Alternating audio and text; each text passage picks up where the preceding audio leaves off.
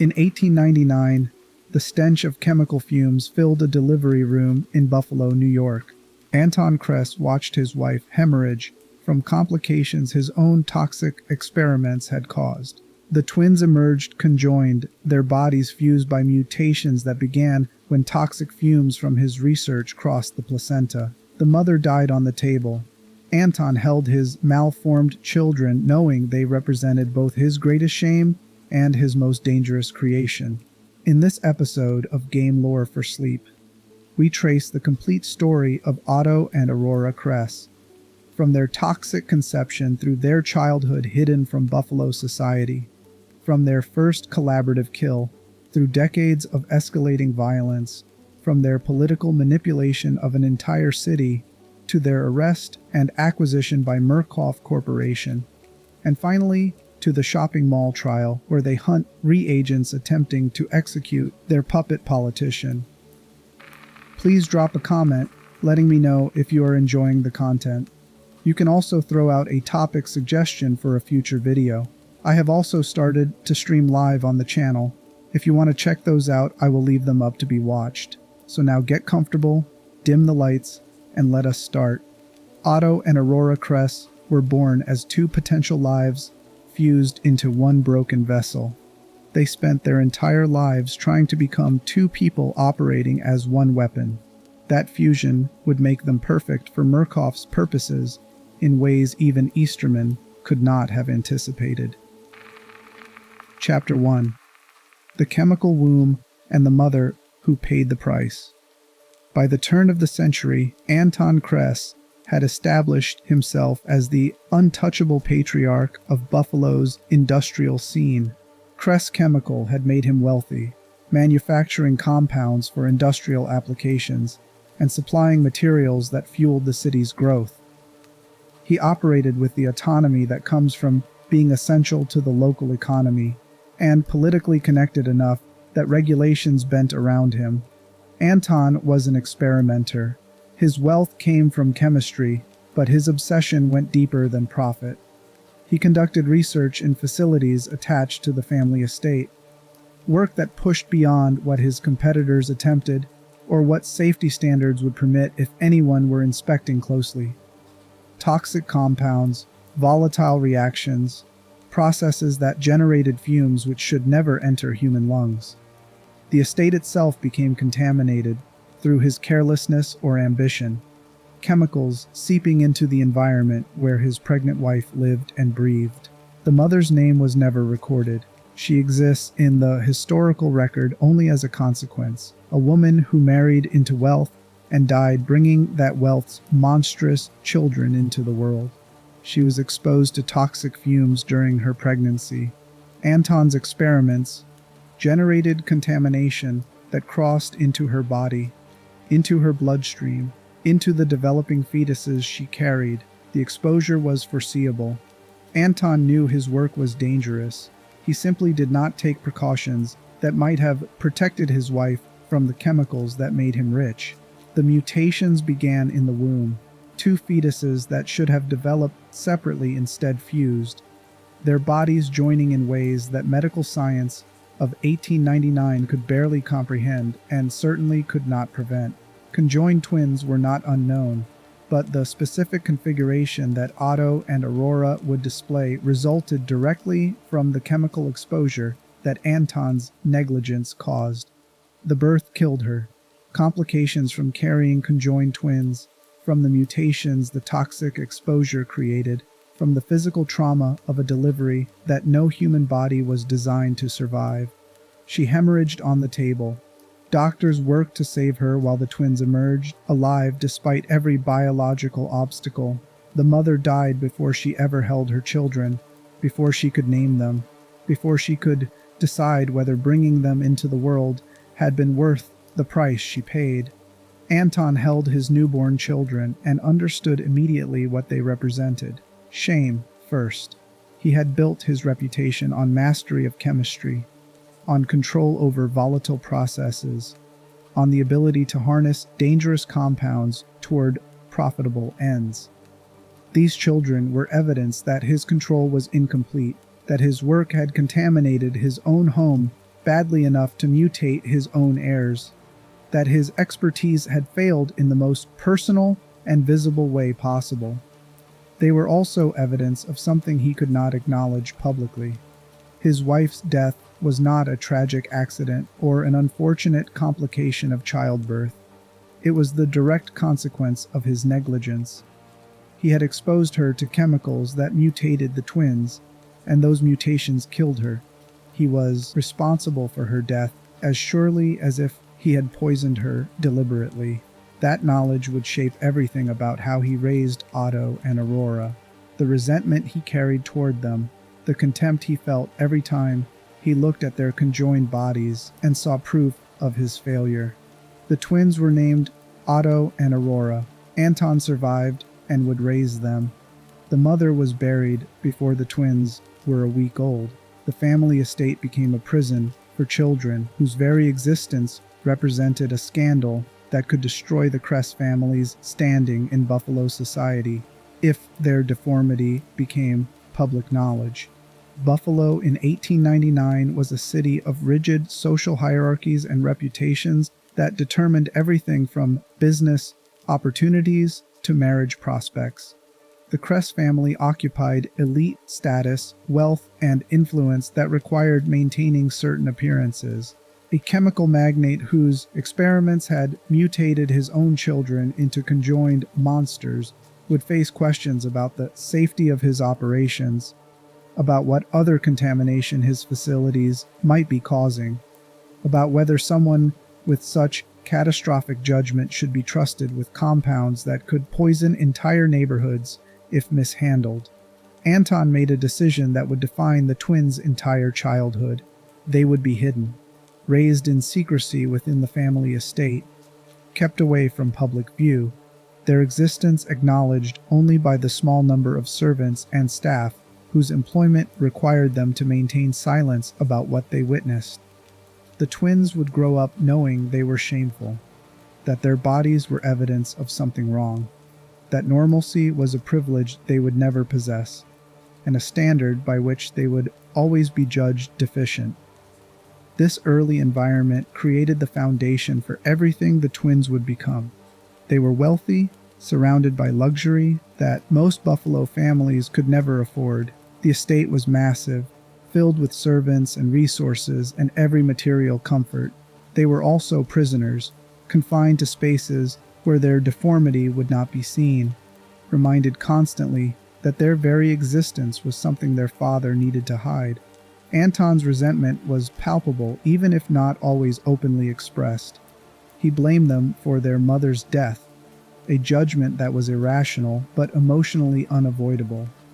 Every time he looked at the twins, he saw the wife he had lost, the complications that had killed her, the evidence that his chemical mastery had failed in ways that cost him personally.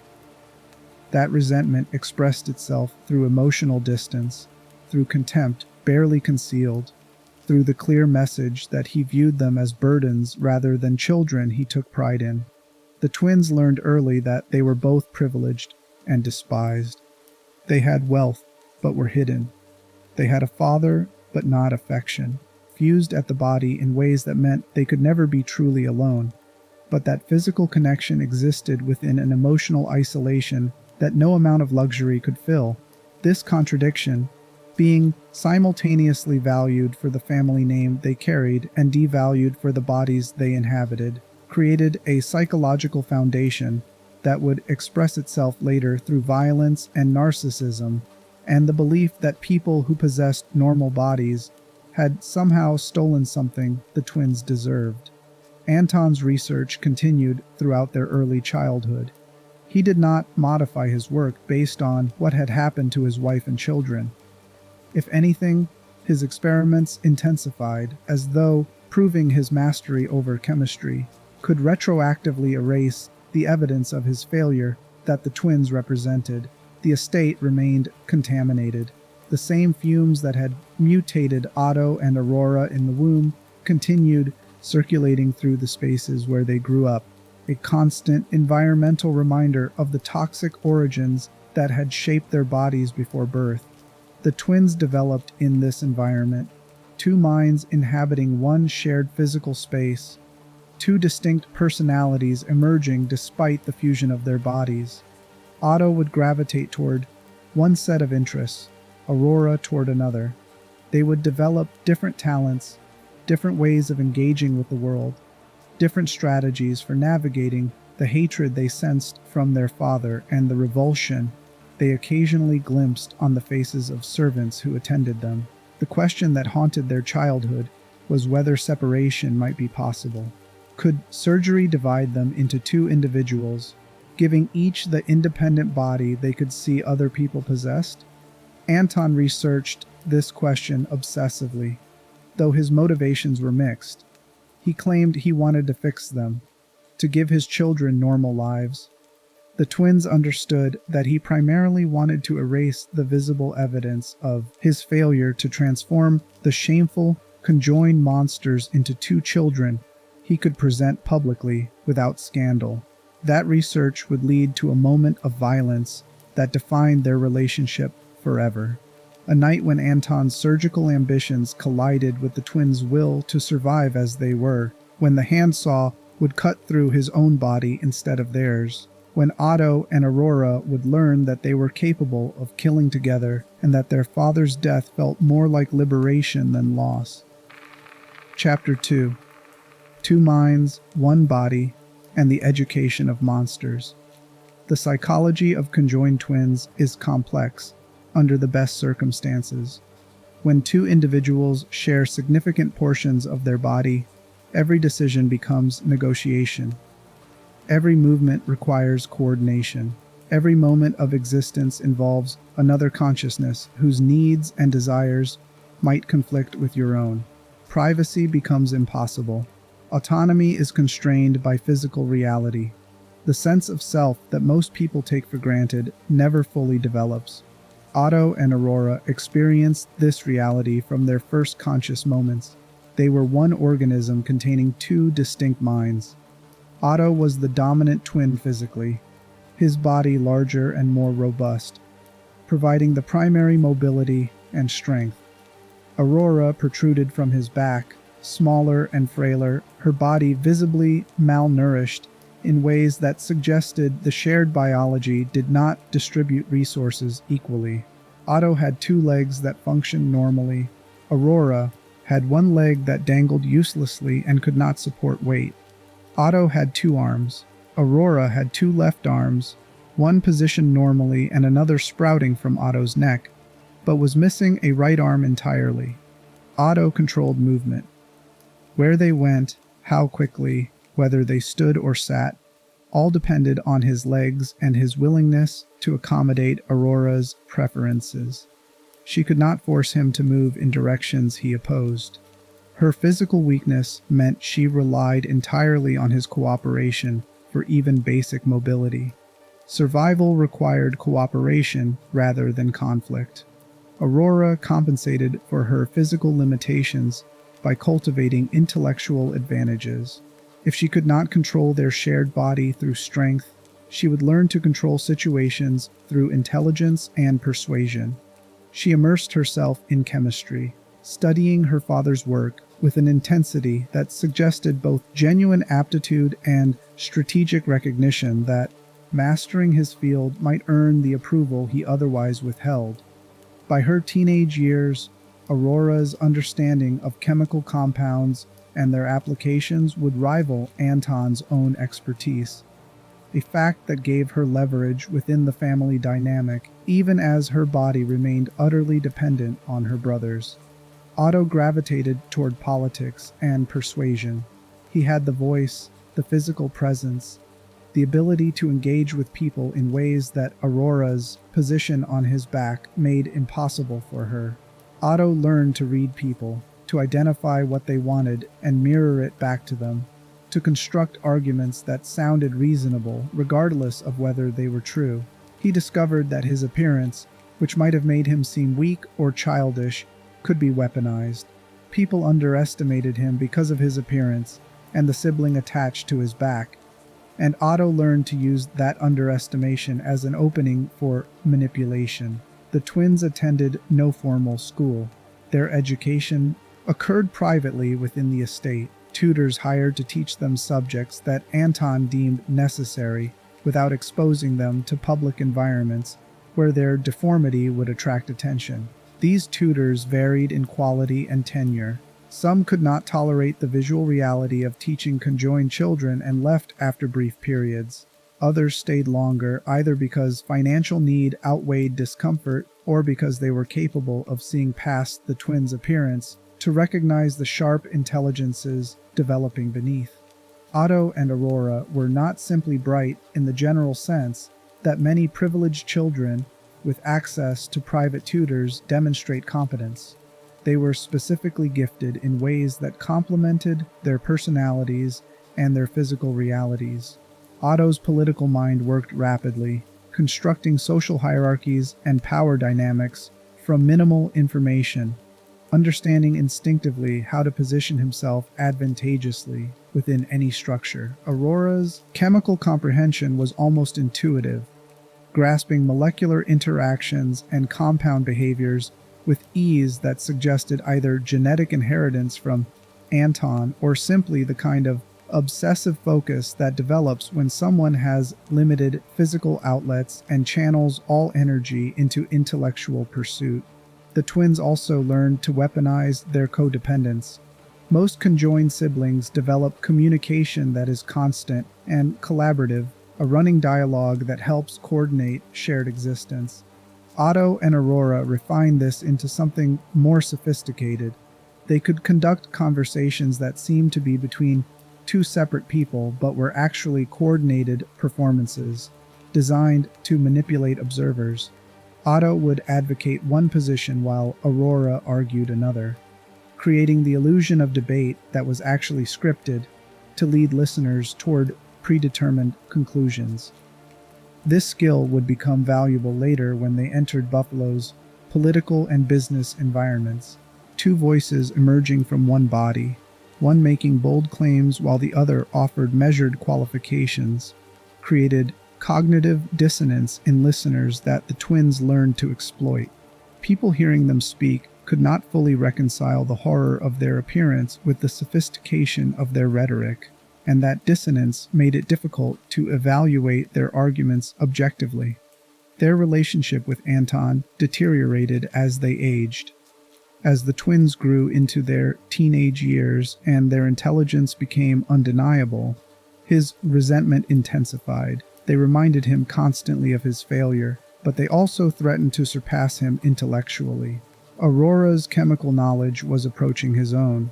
Otto's political instincts were sharper than Anton's clumsy attempts to leverage Kress Chemical's economic importance into political influence. Anton began drinking heavily during this period.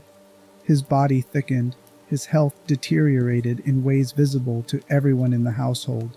The drinking was partly self-medication for the grief he had never processed about his wife's death, and partly escape from the daily reality of living with the children whose existence proved his catastrophic negligence. He would look at the twins and see his dead wife, the mutations he had caused, the shame that kept him from displaying his heirs publicly the way other industrial magnates could present their children as evidence of dynasty. The twins recognized his deterioration and felt nothing approaching sympathy. They understood intellectually that Anton had lost his wife, and that grief might explain some of his coldness toward them. Understanding did not create forgiveness or affection.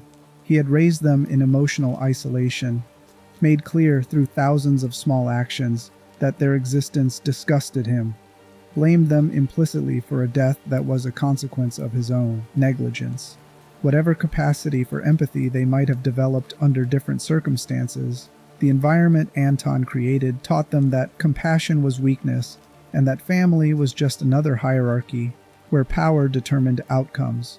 The Kress estate during this period functioned as a pressure cooker. Enormous wealth and resources existed alongside profound dysfunction and barely concealed hatred. Anton drinking himself toward an early grave while trying to maintain public appearances as a successful chemical magnate. The twins developed remarkable intellectual capabilities while trapped in bodies that their father viewed as shameful. and that society would never accept. Servants moving through the household, maintaining the infrastructure of daily life, while carefully avoiding acknowledging the emotional violence saturating every interaction. The victim's identity from their first kill is not recorded in surviving documents.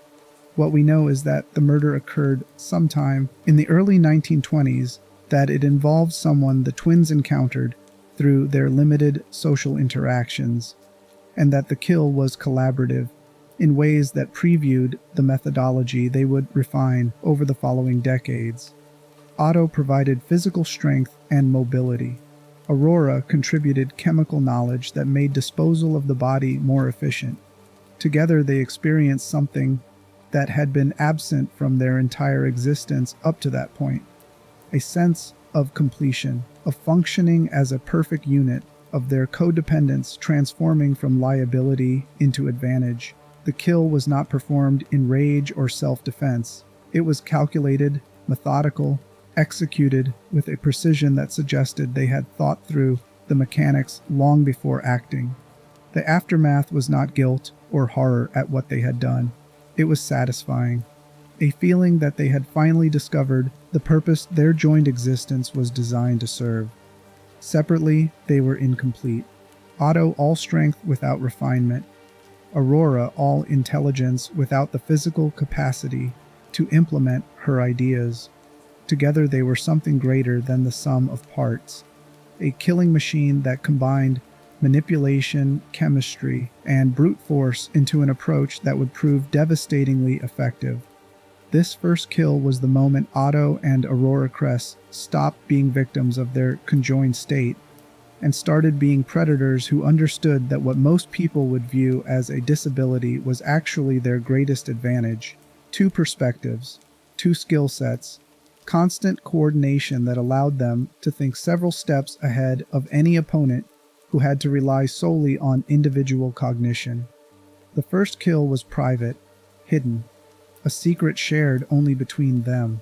The murders that would earn them notoriety, that would spread the legend of the Buffalo Minotaur across the city, and eventually catch Murkoff Corporation's attention, were still years away. The twins had to build toward that level of violence gradually, learning their craft through practice, refining techniques through repetition, escalating from opportunistic kills to something approaching systematic predation.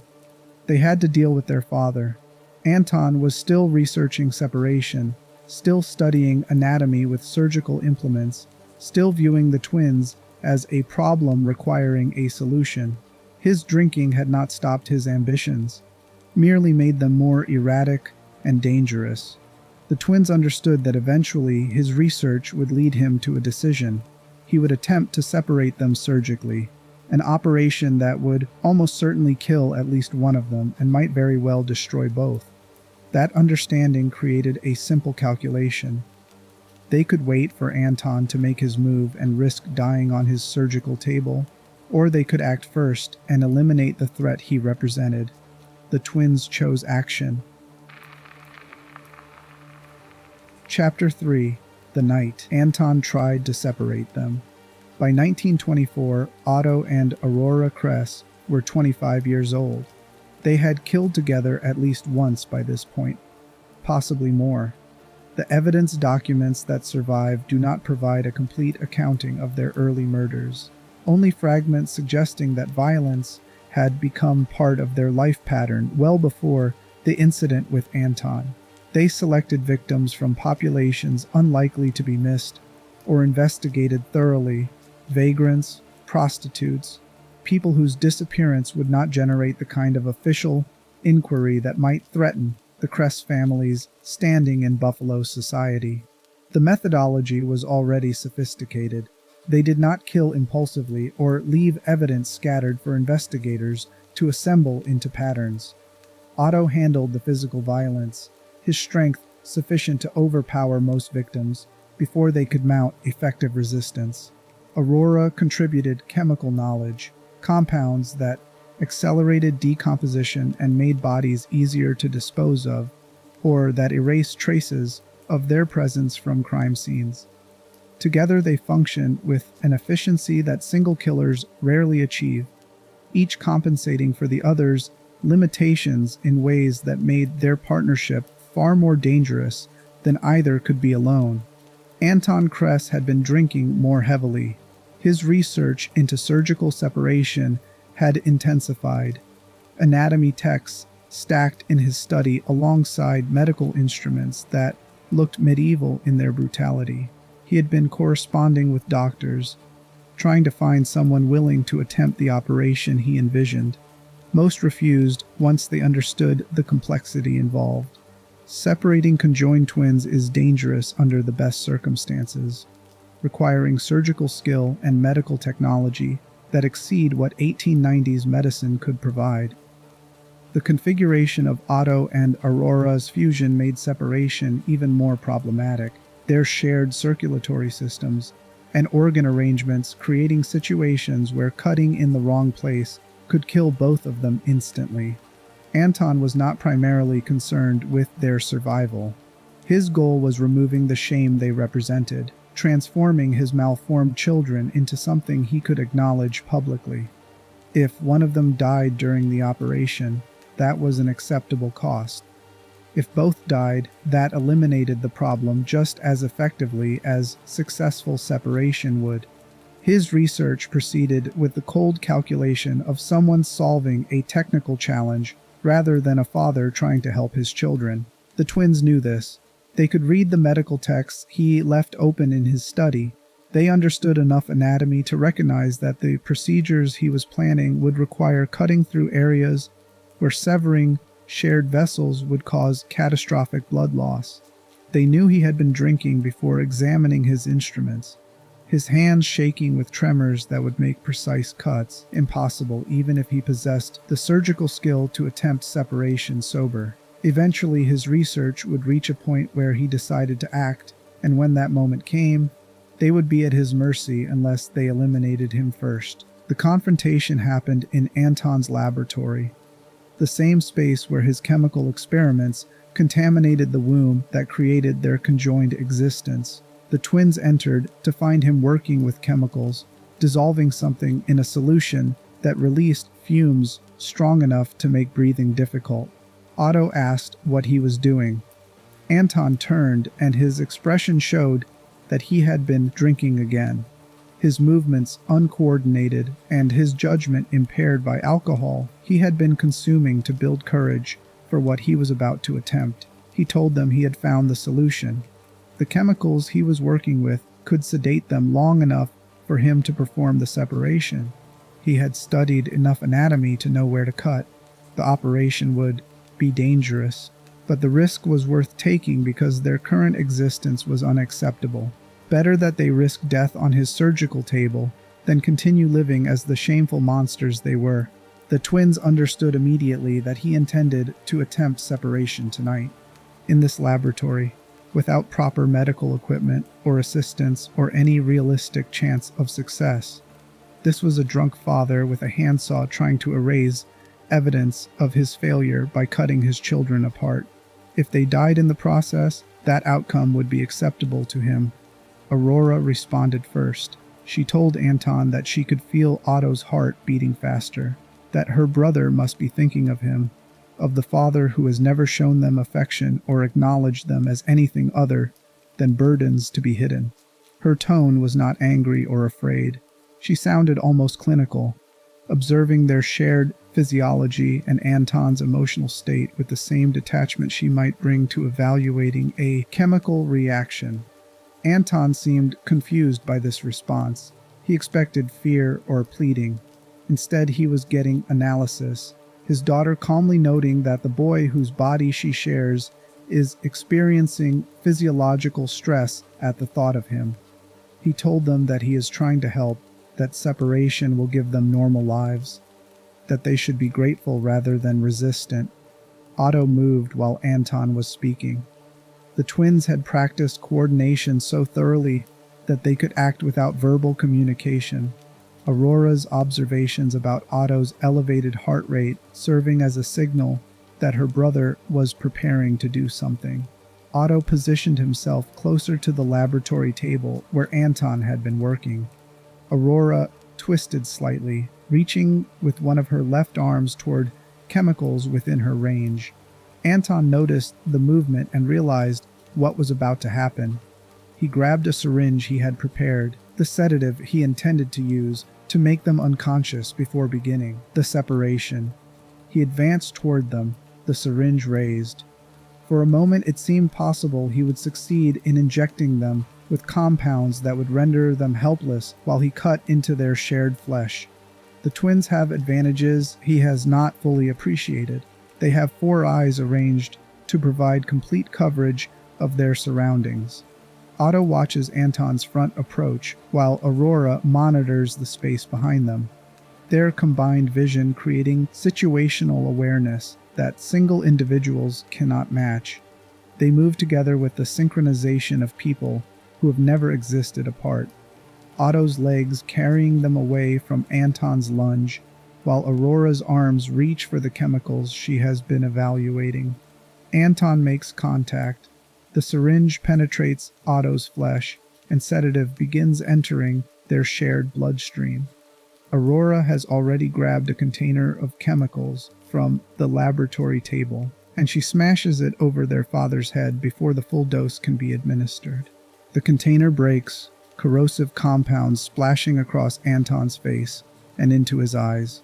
He screams and stumbles backward, dropping the syringe and clawing at his chemically burned face. The sedative affects them immediately. Otto feels his strength draining, his legs weakening, consciousness beginning to blur at the edges. Arora is still functional, the drug not having fully circulated through their system yet, or perhaps affecting her differently than her brother. She crawls, dragging Otto's incapacitated body with her, moving under the chemistry table where more compounds are stored. Anton is still screaming. The chemical burns on his face, severe enough that he cannot see clearly. He finds the handsaw he has been planning to use for the separation. He approaches the twins, the saw raised, and Arora can hear him saying that if they will not cooperate with separation voluntarily, he will perform it regardless of their consent. He brings the saw down toward the right side of Otto's neck, the place where Aurora's body connects to her brother's, the seam where he believes cutting will begin the separation. The blade bites into flesh, and Otto begins to bleed. Arora feels the pain through their shared nervous system, feels her brother's blood pressure dropping as the saw cuts deeper. Seconds matter now because if Anton completes this cut, they will both die from blood loss before any surgical intervention could save them. She makes a concoction. The exact chemicals are not documented, but she has been studying her father's work for years and knows which compounds create what effects. She holds the mixture under Otto's nose, and the fumes revive him partially, enough that his muscles respond to conscious control again, even if his mind remains clouded by the sedative still circulating through their system. Otto moves on instinct, or perhaps Aurora's instructions. He grabs Anton, his hands finding his father's body and lifting him with strength that should not be possible for someone who has been sedated. Arora positions herself to reach the saw, her left arm grabbing the handle and redirecting the blade away from Otto's neck toward Anton instead. Arora drives the saw down through Anton's shoulder, cutting through muscle and bone with precision that reflects her anatomical knowledge. The saw moves through his body along the vertical axis, splitting him in 2 separate halves, in a parody of the separation he had intended to perform on the twins. They do not let him die quickly. Anton's body is divided into 2 halves, his torso separated along the spine, but he is still alive when they stop cutting. Arora then performs a surgical procedure that reveals both her chemical knowledge and her complete absence of empathy for the man who raised her. She sews Anton's separated halves back together, except reversed so that the pieces are attached backwards, creating a configuration that should be anatomically impossible, but which she maintains through compounds that keep his circulatory system functioning despite the catastrophic damage. They keep him alive. The documents indicate that Otto and Arora hooked their father up to an IV drip, administering fluids and chemicals that prevented him from dying immediately from the trauma of being sawed in half and reassembled incorrectly. They checked off days he survived on a calendar, documenting how long they could keep him living in this state, treating his suffering as an experiment comparable to the chemical research he had conducted for decades. Anton Kress survives for weeks in this condition. The twins watch him deteriorate, his consciousness fading in and out, his body trying futilely to heal from injuries that are fundamentally incompatible with life. They do not torture him additionally during this period. They simply maintain his barely living state and observe what happens, scientists documenting a process they have initiated. When he finally dies, they dispose of his remains near a Kress chemical waste disposal site. The location is grimly appropriate, his body returning to the toxic chemicals that created the twins in the first place. The chemicals that contaminated the womb that mutated Otto and Arora now dissolve the father who caused that contamination. The murder of Anton Kress is the defining moment in the twins' psychological development. They have killed before, but those murders were of strangers or near strangers, people they had no emotional connection to, and whose deaths carried no personal significance beyond the satisfaction of violence. Killing their father is different. He is the person who created them, who raised them, who represented the only parental figure they ever knew. The fact that he was cold and resentful does not erase that he was family. Otto and Arora feel no barrier. They experience no guilt about Anton's death, no grief at his loss, no psychological aftermath that would suggest the murder violated some fundamental moral structure in their consciousness. They killed him because he threatened them, and because his death served their interests.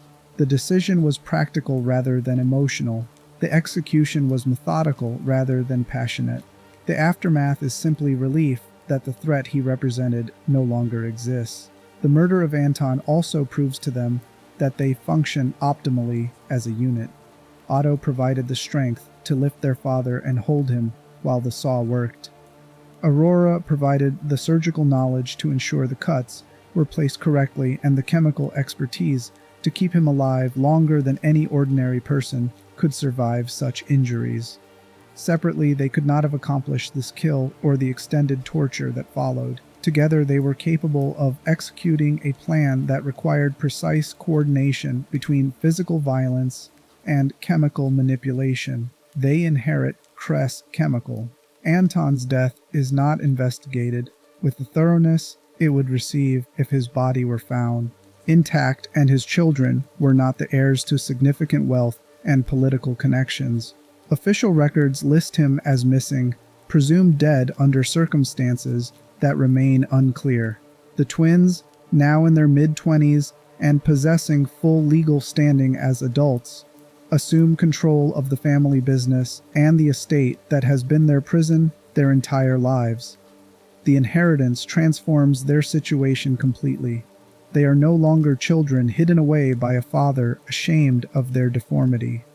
They are wealthy industrialists, owners of a chemical empire, people whose economic importance gives them leverage within Buffalo's political and business structures. The fact that they are conjoined remains a source of scandal and gossip, but their wealth provides insulation that their father's shame never did. People who might mock them privately must engage with them respectfully in professional contexts, because Kress Chemical employs hundreds of workers and supplies materials that Buffalo's economy depends on. The twins use this leverage brilliantly.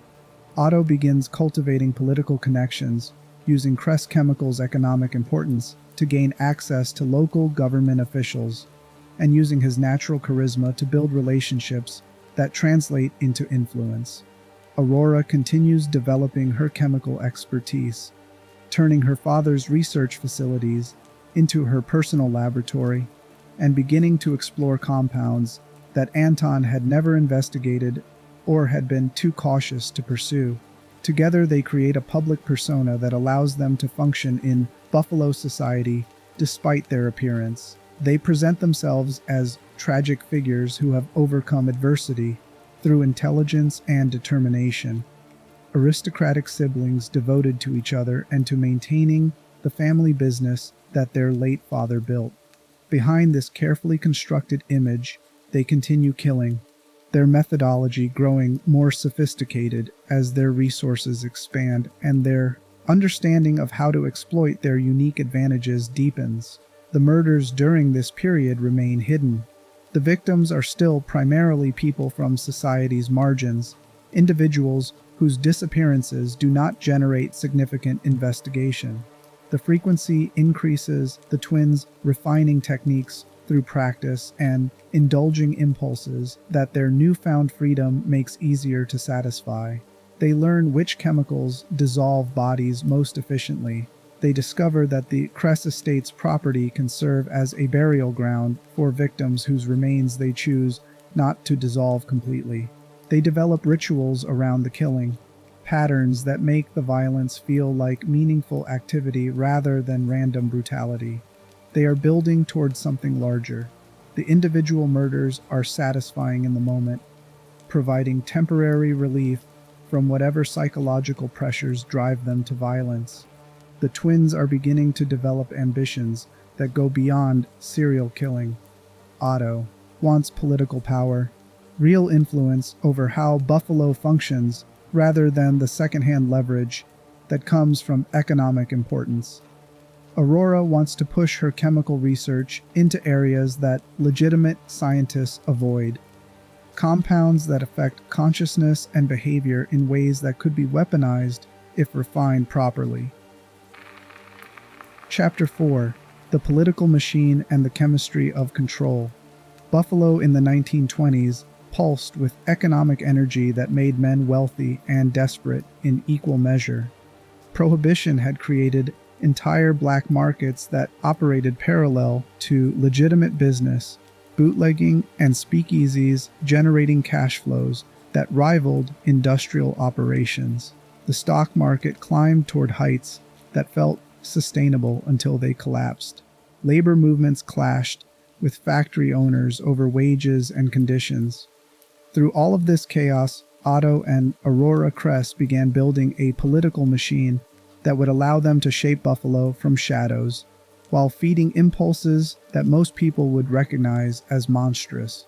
Otto understood something fundamental about politics. Power does not come from holding office. It comes from controlling the people who hold office. Elected officials are constrained by visibility, by voters who can remove them if they become too openly corrupt, by opponents who will exploit any scandal or weakness, people who fund campaigns, who control economic resources, officials depend on, who can deliver votes through networks of workers and businesses they influence, operate with far more freedom than anyone whose name appears on a ballot. Kress Chemical employed hundreds of workers across multiple facilities. Those workers had families. Those families voted. The company contracted with smaller suppliers and service providers who depend on maintaining good relationships to keep receiving business. Kress Chemical paid taxes that fund municipal operations, making the company's economic health relevant to city budgets and employment rates.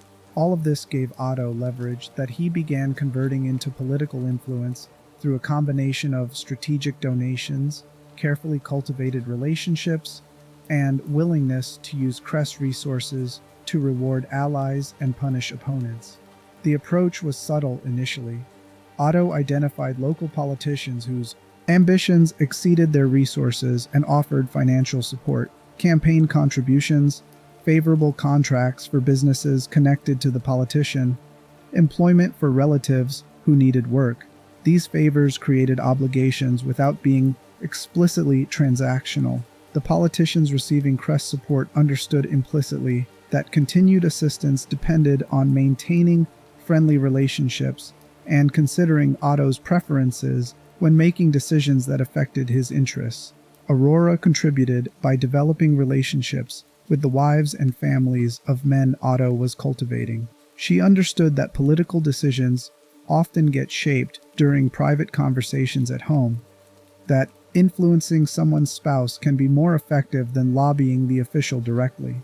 Despite her physical appearance and her position on Otto's back, Arora possessed social intelligence that allowed her to connect with people who initial revulsion might have driven away.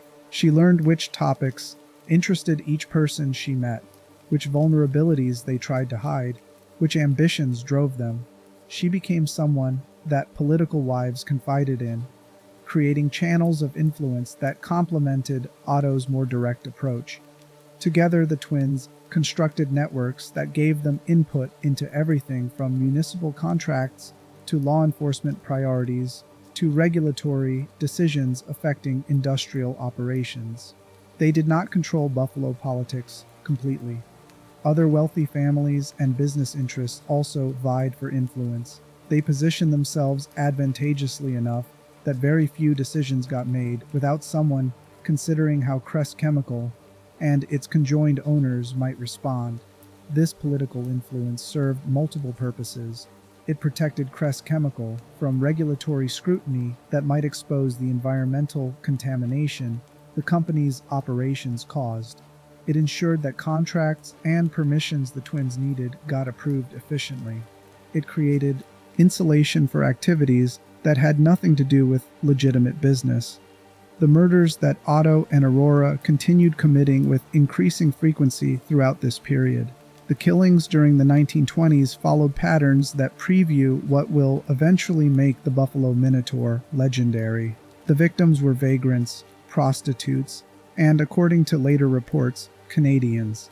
The inclusion of Canadians in this list suggests the twins may have been targeting people whose disappearances would be investigated by different jurisdictions, creating complications for anyone trying to assemble multiple murders into recognizable patterns. Someone who crosses the border into Buffalo and vanishes might be assumed to have died in Canada or moved elsewhere, fragmenting investigative efforts. The methodology combined Otto's physical strength with Aurora's chemical expertise in ways that made the murders efficient and difficult to solve. Otto handled the initial violence, overpowering victims before they could mount effective resistance or attract attention. Arora applied chemicals that accelerated the killing or that facilitated disposal afterward. Some bodies were dissolved using compounds she had developed specifically for this purpose. Others were buried on the extensive Kress estate grounds, which provided privacy and space that most serial killers never access. The estate itself became honeycombed with graves during this period. Later investigations suggest that dozens of victims may be buried there, though the full count will never be established because the Kress family's political connections ensure that excavations remain limited even after the twins are finally caught. Each burial represents someone whose absence from the world went unnoticed or uninvestigated, whose life ended in the twins' hands for reasons that had nothing to do with anything they did and everything to do with their bad luck in crossing paths with predators who viewed them as disposable. The twins' relationship deepened during these years in ways that extended beyond shared violence.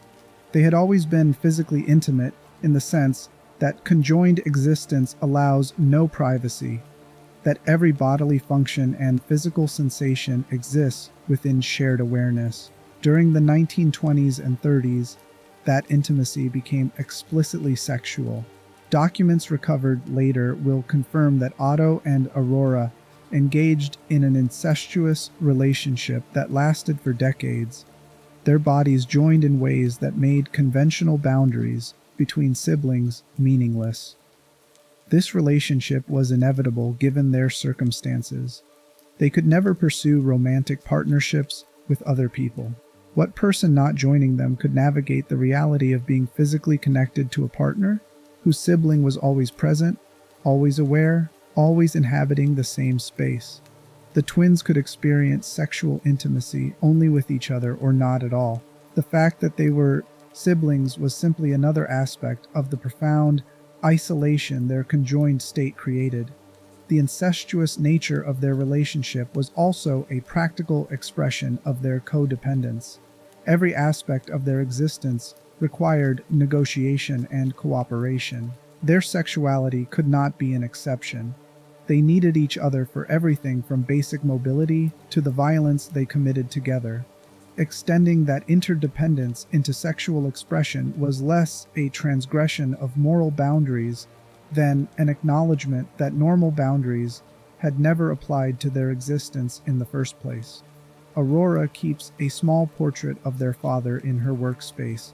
The detail appears in descriptions of the laboratory she maintains after Anton's death, a framed image positioned where she can see it while conducting her chemical research.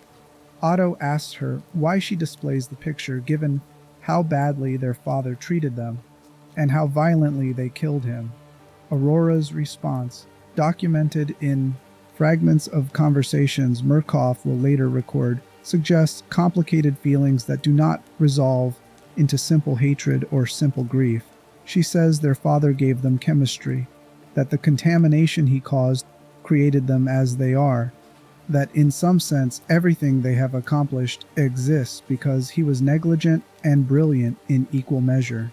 This capacity to hold contradictory feelings without needing to resolve them into simple narratives reveals something about the twins' psychology. They are capable of recognizing that their father harmed them, while also acknowledging that his work shaped their capabilities. They can murder him brutally while also keeping his image visible, as a reminder of their origins. These contradictions do not create psychological distress because the twins have never developed the kind of rigid moral framework that would make such contradictions feel intolerable. The political machine Otto builds reaches its peak influence during the 1940s. By this point, he has positioned Kress Chemical and himself personally as indispensable to Buffalo's economy and political structure.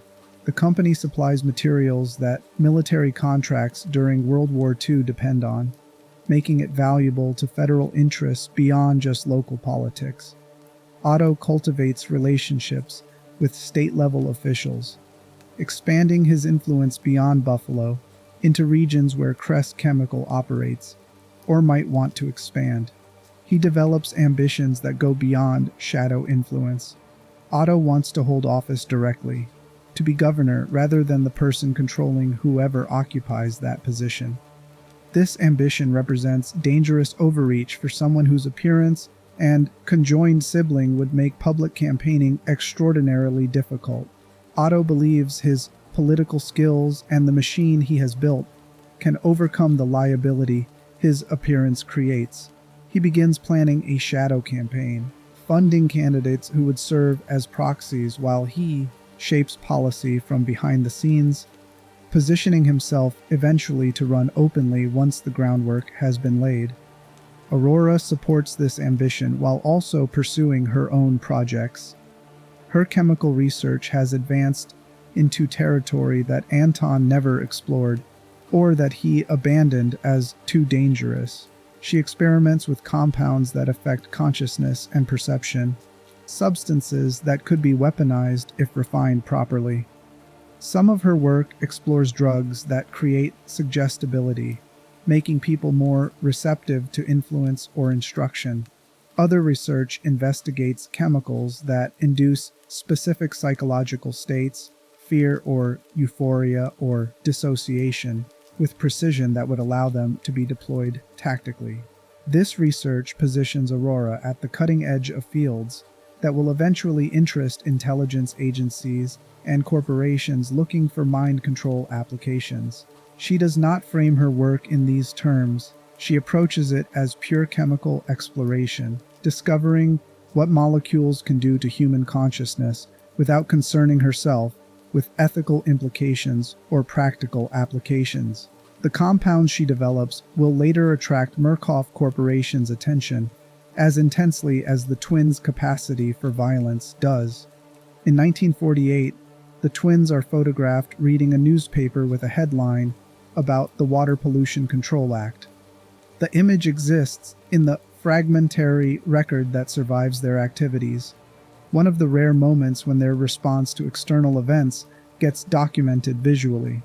The Water Pollution Control Act represented federal legislation aimed at reducing industrial contamination of water supplies, exactly the kind of regulation that could threaten Kress Chemicals' operations if enforced aggressively. The twins' involvement in this legislation is not documented explicitly, but their political influence and Arora's chemical expertise suggest they may have shaped the law's final form or its enforcement priorities. They would have understood better than most people how industrial chemical contamination occurs and what regulatory approaches would be effective versus which would create the appearance of control without actually constraining corporate behavior.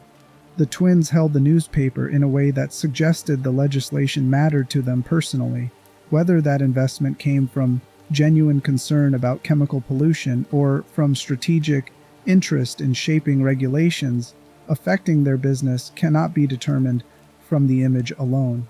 Both motivations could coexist.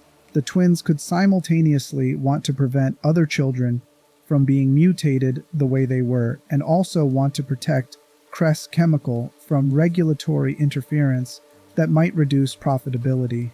These political and chemical pursuits exist alongside escalating violence that will eventually become impossible to hide or explain away. The murders during the 40s intensified in frequency and brutality.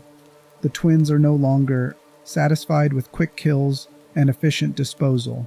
Their violence begins incorporating elements that suggest psychological satisfaction beyond just eliminating victims.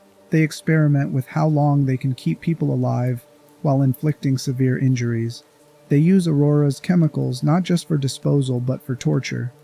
Compounds that cause pain without immediate lethality. Substances that induce psychological states that make dying more terrifying. The Kress estate becomes a theater for this violence.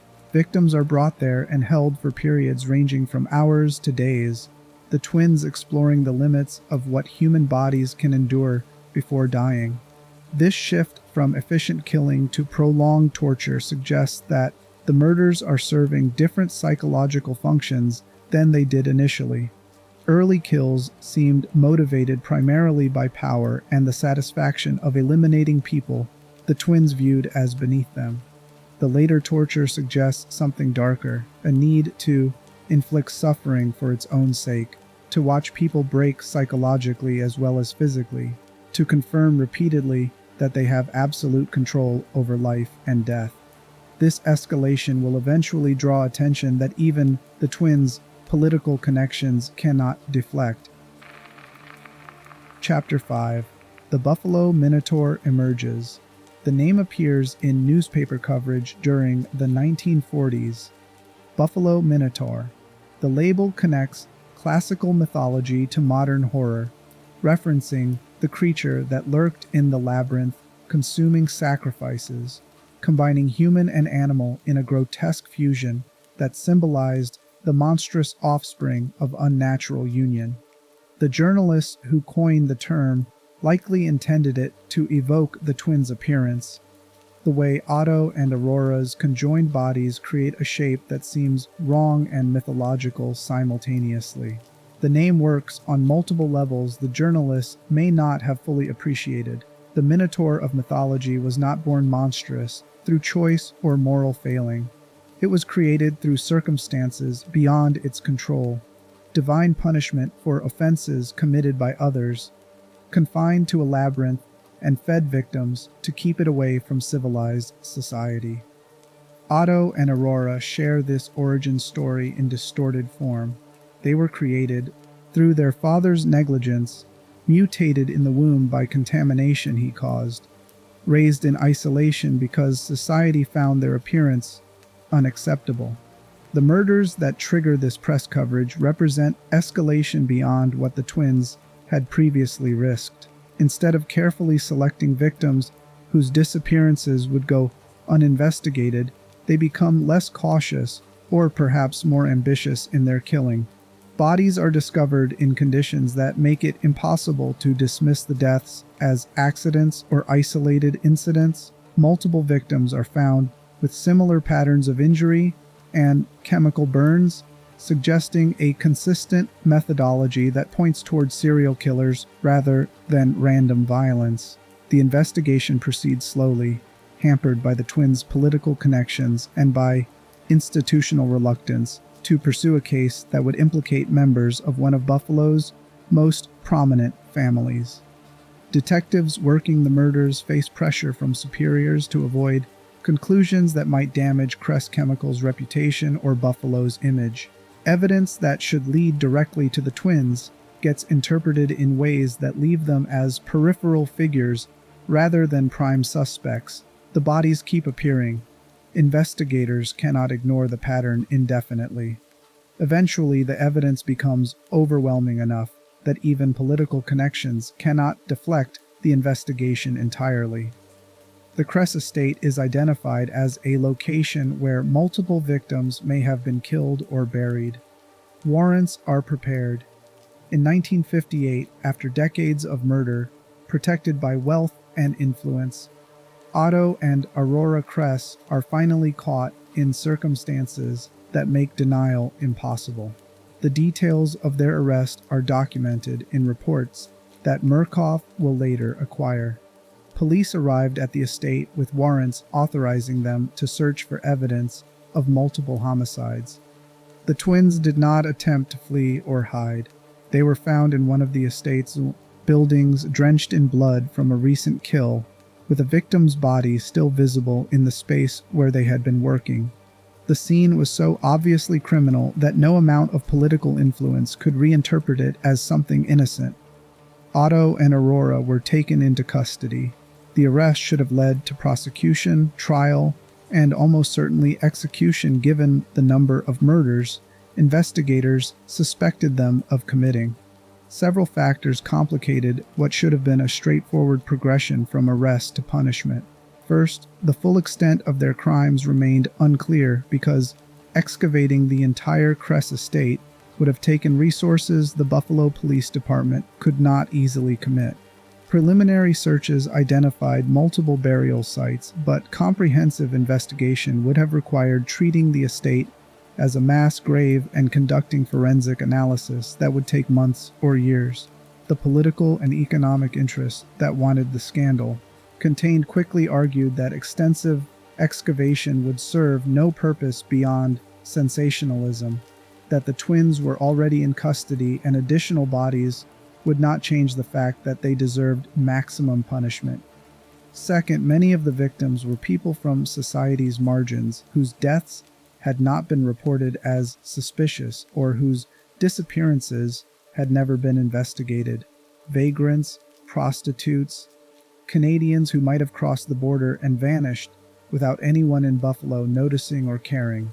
Building prosecutable cases required identifying victims, establishing that they had been murdered rather than dying naturally, and connecting those deaths to the twins through evidence beyond just the bodies buried on their property. The legal mechanics of proving multiple murders proved more complex than the obvious reality that Otto and Arora had killed dozens, if not hundreds, of people over several decades.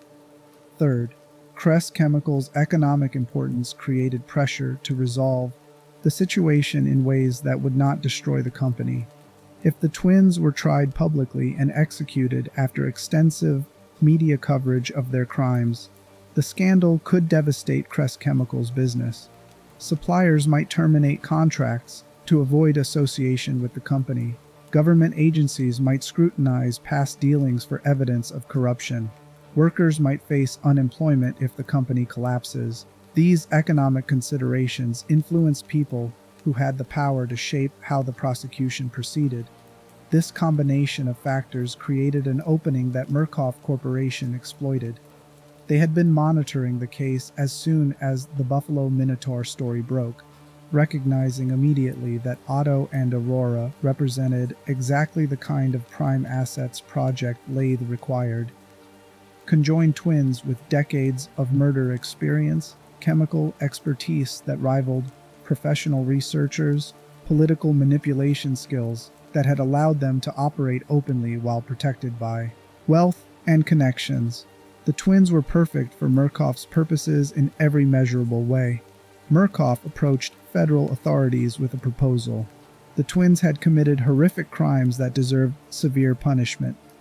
Executing them would waste valuable resources at a moment when the United States faced existential threats from Soviet psychological warfare capabilities. The twins possessed unique talents. Their chemical knowledge alone made them valuable to national security research. If they could be recruited into classified programs, they would serve their country while also facing consequences more severe than execution could ever impose. The pitch worked because it offered solutions to problems that multiple parties wanted resolved. Federal authorities got access to chemical weapons research that might prove valuable for Cold War applications. Buffalo's political and business establishment got a resolution that removed the twins from public view without the extended trial and media coverage that public prosecution would generate.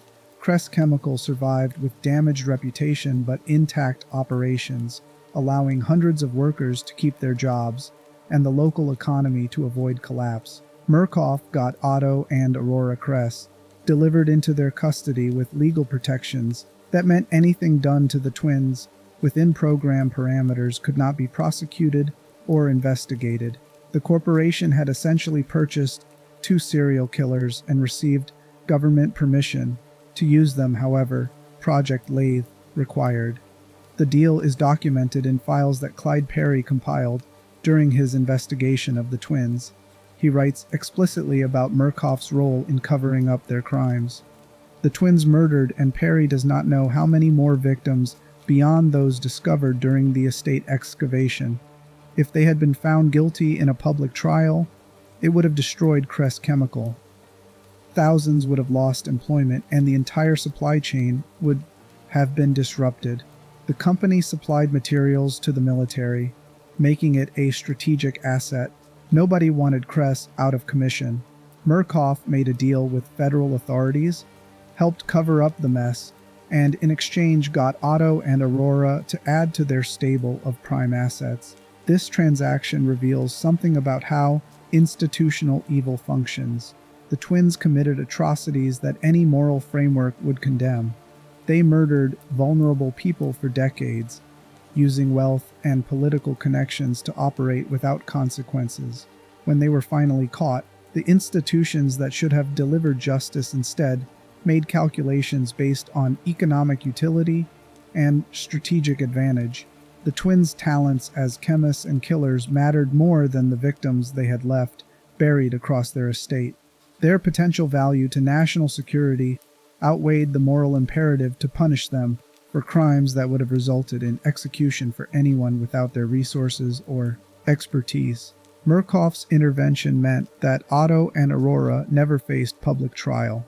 They were quietly transferred from Buffalo police custody to federal authorities and then immediately into Murkoff's control. The press coverage of the Buffalo Minotaur story faded as the twins disappeared from public view.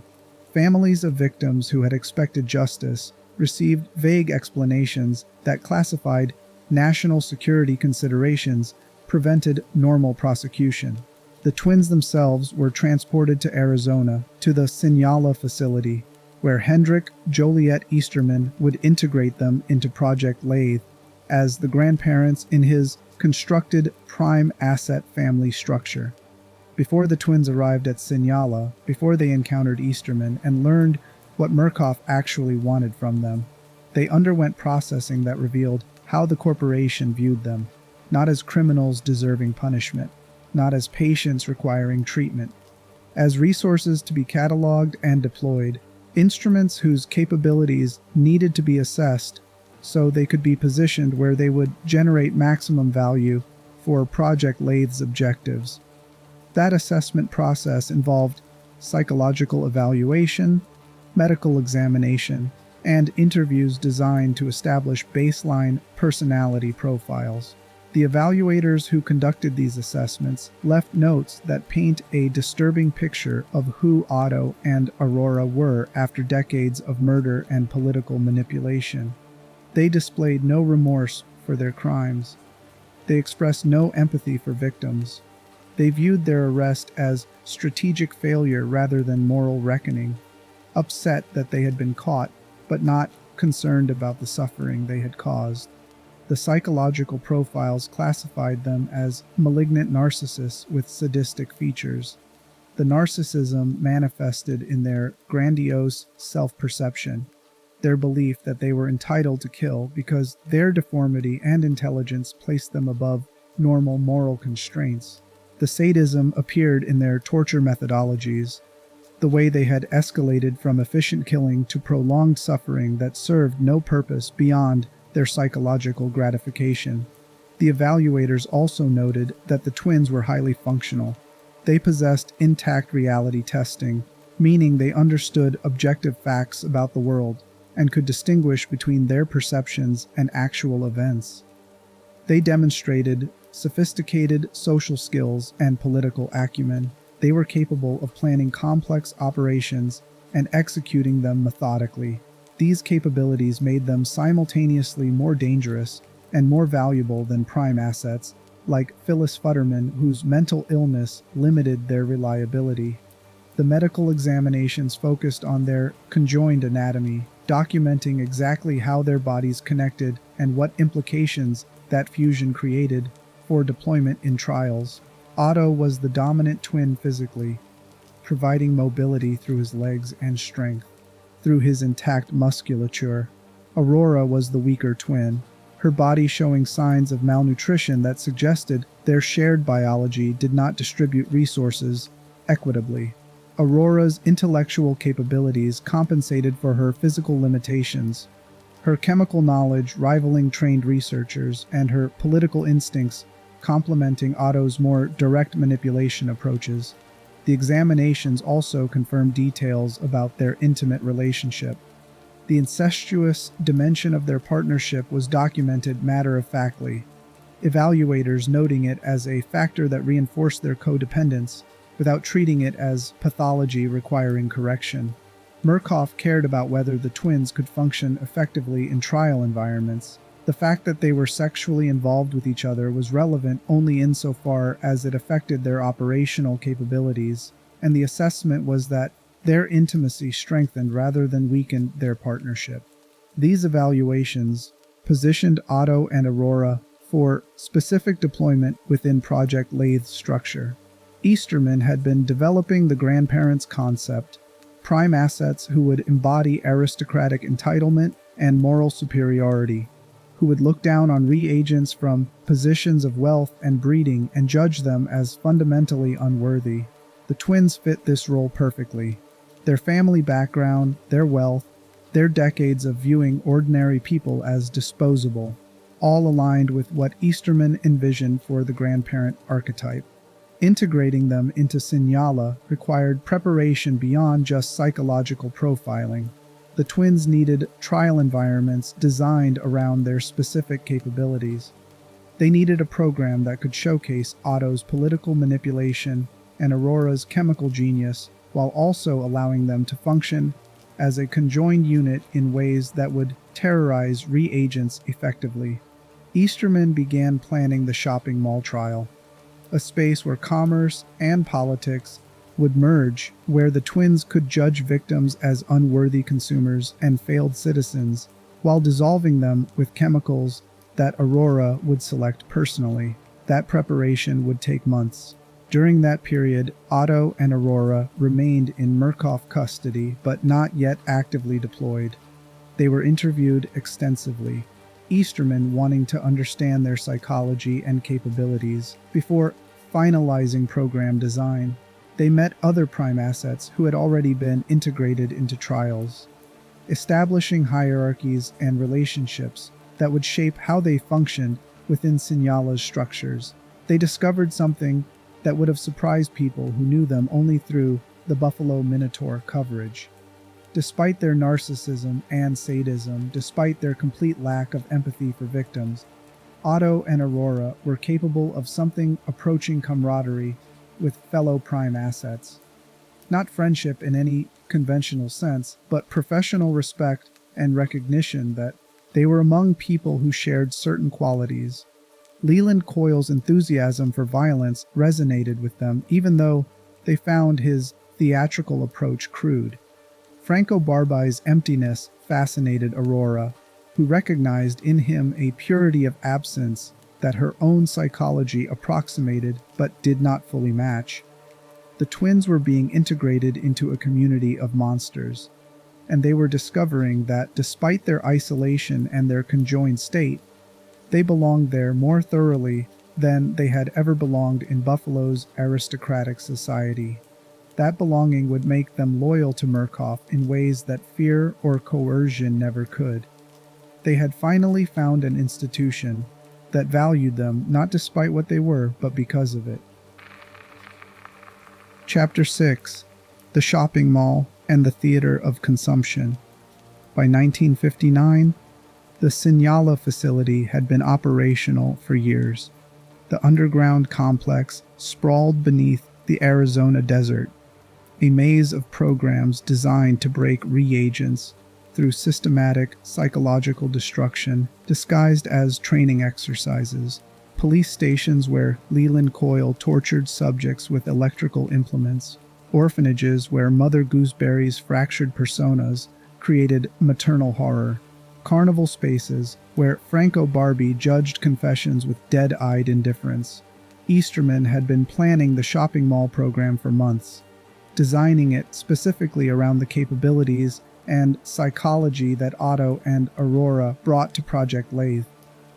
The space would combine commercial environment with political theater, creating a trial where consumption and citizenship merged into a single performance that reagents must navigate while the twins hunted them through aisles of merchandise and propaganda. The construction itself was remarkable. Murkoff built an entire shopping mall underground, a consumerist wonderland that functioned as both operational trial space and philosophical statement about American culture during the Cold War. The mall included storefronts with displays of clothing, appliances, luxury goods, a central fountain area where water circulated endlessly, signage advertising products, and political slogans with equal enthusiasm. Throughout the space, speakers broadcast messages that blurred the line between commercial advertising and ideological programming. The design evoked shopping malls that were beginning to appear across American suburbs during this period. Enclosed spaces that promised downtown shopping experiences without the complications of actual cities, without poverty or diversity or anything that might make comfortable middle-class consumers feel unsafe or uncomfortable. The mall represents capitalism's answer to public space, privatized, environments where every inch serves commercial purposes and where the act of purchasing defines your identity and worth. Easterman describes it as a living museum celebrating the power and imperative of the purse. What you own is who you are, the propaganda announces. Come inside and purchase the person you want to be. This messaging is simultaneously sincere and satirical. Murkoff genuinely believes that consumption shapes identity, that people define themselves through what they buy and own. Easterman also recognizes the dystopian implications of reducing human worth to purchasing power, and he builds those implications directly into the trial structure. The shopping mall is half completed and half dilapidated. Some areas look pristine, storefront windows gleaming, and merchandise arranged attractively. Other sections show decay, broken signs, and scattered debris, and evidence that the consumerist fantasy cannot be maintained perfectly, even in controlled environments. This contrast creates psychological pressure on reagents who enter the space. They cannot tell whether the decay is intentional or whether the trial itself is falling apart around them, whether following the mall's rules will lead to survival, or whether the entire structure might collapse at any moment. Political rallying takes place within the mall, according to developer notes. The concept comes from Murkoff's belief that shopping malls in the 1960s would serve as venues for political campaigning, candidates bringing their messages directly to consumers in spaces where commercial and civic identity already merged. Historical evidence for this practice is limited, but Murkoff operates on predictive models rather than just documented reality. They are designing trials for a future where television and consumerism will reshape politics completely, and the shopping mall represents that anticipated future made tangible. At the center of the mall, reagents encounter the victim, who gives the trial its objective, the politician. He is tied to an apparatus near the fountain, restrained in ways that prevent escape but allow him to remain visible as reagents navigate the space. Otto uses the politician as a puppet, literally putting words in his mouth, forcing him to speak statements that Otto wants delivered. This performance mirrors exactly what Otto did in Buffalo, where he controlled politicians through funding and influence, shaping what they said and did while remaining hidden behind their public personas. The trial's stated objective is straightforward: kill the politician, cleanse his corrupted flesh, prove your obedience by eliminating someone who represents democratic choice and accountability, who embodies the idea that citizens should select their own leaders rather than accepting authority designated by institutions like Murkoff. The politician must die so that reagents learn a fundamental lesson about their new reality. Your preferences do not matter. Your voice has no power.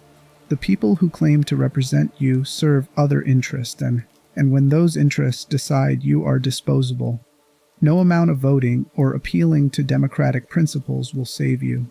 The method of execution is particularly cruel. Reagents must use a spray hose to douse the politician with corrosive acid, dissolving his flesh while he screams and begs. The acid is one of Aurora's formulations, a compound that causes excruciating pain while breaking down organic tissue efficiently. The politician does not die quickly. His dissolution takes time, his body coming apart in stages as the acid works through skin and muscle and bone. Reagents performing this execution must watch the entire process, must hear his suffering, must understand that they are personally responsible for inflicting death that any moral framework would recognize as torture. This execution method serves multiple psychological functions that Easterman has calculated precisely. It forces reagents to perform an act so extreme that normal moral reasoning cannot reconcile it with self-image as a decent person. You cannot spray someone with acid until they dissolve and maintain belief that you are fundamentally good, that circumstances forced you into this action against your true nature. The horror of what you have done becomes part of your identity in ways that subtler violence might not. The acid execution also creates sensory memory that will haunt reagents long after the trial ends. The smell of dissolving flesh. The visual horror of watching a human body break down into chemical components. The sound of screaming that continues far longer than seems possible. These sensory impressions bypass rational thought and embed themselves in memory structures that trigger involuntarily, creating flashbacks and nightmares that reinforce Murkoff's programming every time they surface. The execution demonstrates to reagents that Murkoff possesses chemical capabilities that make traditional violence seem primitive. You can shoot someone or stab them, and their body remains recognizably human even in death. You can dissolve someone with acid, and they cease to exist as coherent entity, reduced to organic slurry that runs down drains and leaves almost nothing behind. This demonstration of power creates terror that goes beyond fear of immediate violence. It shows reagents that Murkoff can erase them completely, that disobedience might result not just in death, but in annihilation so thorough that no evidence of your existence would remain. Otto and Arora hunt reagents through the shopping mall, with methodologies that showcase their conjoined advantages. Otto provides mobility and physical power, his legs carrying them through space rapidly, and his strength allowing him to overpower reagents who try to fight back. Arora contributes ranged attacks, throwing vials of toxic chemicals that burn skin and sicken victims, creating damage that makes reagents vulnerable to Otto's finishing strikes. The vials attach to Otto's left brace in a holder designed specifically for this purpose. Arora can reach them easily with her left hand, grabbing and throwing in fluid motions that require no communication with Otto because they have practiced coordination so thoroughly that each knows instinctively what the other will do. This seamless cooperation is terrifying to witness. Reagents facing them cannot predict their attacks because the twins operate as a single organism with two independent minds processing tactics simultaneously. Otto wields a heavy industrial chainsaw as his primary weapon.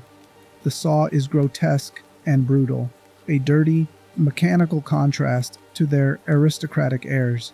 The chainsaw cuts through flesh and bone efficiently, allowing Otto to inflict catastrophic damage quickly. He also uses it for intimidation, the chain revving and throwing sparks as he pursues reagents, the sound of the motor creating auditory terror that announces his approach before victims can see him. The twins' dialogue during trials reveals personalities that complement and contrast. Otto speaks with affected politeness and condescension, calling reagents diminutive names and treating their suffering as entertainment. Aurora's voice is sharper and more analytical, observing victims clinically and making comments that suggest she views the trials as experiments rather than simple violence. Together they create psychological pressure from multiple angles. Otto attacking reagents' dignity and worthwhile, Arora makes them feel like specimens being dissected. Their bickering also surfaces during trials. Arora insults Otto when he loses track of reagents, calling him crude names that suggest decades of accumulated resentment despite their intimate partnership. Otto responds with wounded defensiveness, claiming he only wants to make her happy, that everything he does serves her interests. These exchanges reveal that their codependence contains genuine affection alongside the resentment. They need each other absolutely. They have murdered together for decades. They share a body and a sexual relationship, and a history that no other living person can fully understand. They also irritate each other in ways that only people forced into permanent proximity can experience. One exchange captures this dynamic. Arora criticizes Otto for losing reagents during a chase. He responds by saying she should be kind to him, that he only wants her happiness. She tells him to watch his fingers, that he was only scratching an itch. He points out that not every fold in his neck belongs to him, referencing the scar from their father's attempted separation. She reminds him that every inch of his neck is hers, that she yokes him as certainly as a grave. He warns that her talk will make him ruin the starch in his collar, a euphemism that suggests sexual arousal. The entire conversation moves between violence, intimacy, resentment, and desire in ways that collapse normal boundaries between these categories. This psychological complexity makes Otto and Arora more disturbing than prime assets, who are simply sadistic or empty. Coyle enjoys violence, but his enjoyment is straightforward and comprehensible. Barbie kills without emotion in ways that suggest complete absence. The twins exist in a stranger space where violence and intimacy intertwine completely, where their worst impulses and their deepest connection cannot be separated, where loving each other and destroying others together form a single psychological reality. The shopping mall trial becomes one of Signala's most effective programs. Reagents who survive it emerge with psychological damage that Easterman describes in his notes as particularly useful for further conditioning. The combination of consumer manipulation, political execution, and pursuit by conjoined aristocratic monsters creates trauma that fragments identity in precise ways. Reagents learn that their worth is determined by external authority, that citizenship means obedience rather than participation, and that the world contains people who view their suffering as entertainment rather than tragedy.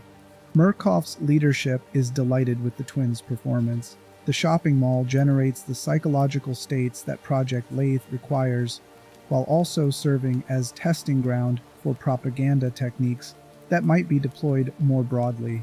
The blending of commercial and political messaging proves effective at creating confusion about what participants should value or trust. The aristocratic monsters hunting them establish that wealth and breeding create natural hierarchies that violence enforces. The forced execution of the politician teaches that democratic ideals are illusions that institutional power can shatter whenever convenient. Beyond the trial's operational success, Murkoff values Otto and Arora for capabilities that extend into research domains. Aurora's chemical genius represents potential breakthroughs that could transform how Project LATHE functions. Chapter 7: The Chemistry of Breaking Minds. Arora Kress is not simply a talented amateur chemist. By the time Murkoff acquires her, she has spent decades conducting research that professional scientists would recognize as genuinely advanced. Her laboratory at the Kress estate contained equipment and compounds that rivaled university facilities. Her understanding of molecular interactions and biological effects approached the cutting edge of what mid-century chemistry could achieve. Her complete absence of ethical constraints meant she had experimented in areas that legitimate researchers avoided because the human cost would be unacceptable. Murkoff recognizes this immediately during her evaluation. The corporation employs chemists and pharmaceutical researchers who develop the compounds used throughout Signala for conditioning reagents. These researchers work within constraints, however minimal, imposed by their scientific training and by institutional oversight that prevents the most extreme experiments. Arora operates under no such limitations. She views human subjects as raw materials for testing hypotheses. She has no compunction about developing chemicals whose effects might be catastrophic because catastrophic effects are simply data that inform future refinements. Dr. Kusumura becomes Aurora's primary point of contact within Murkoff's research structure.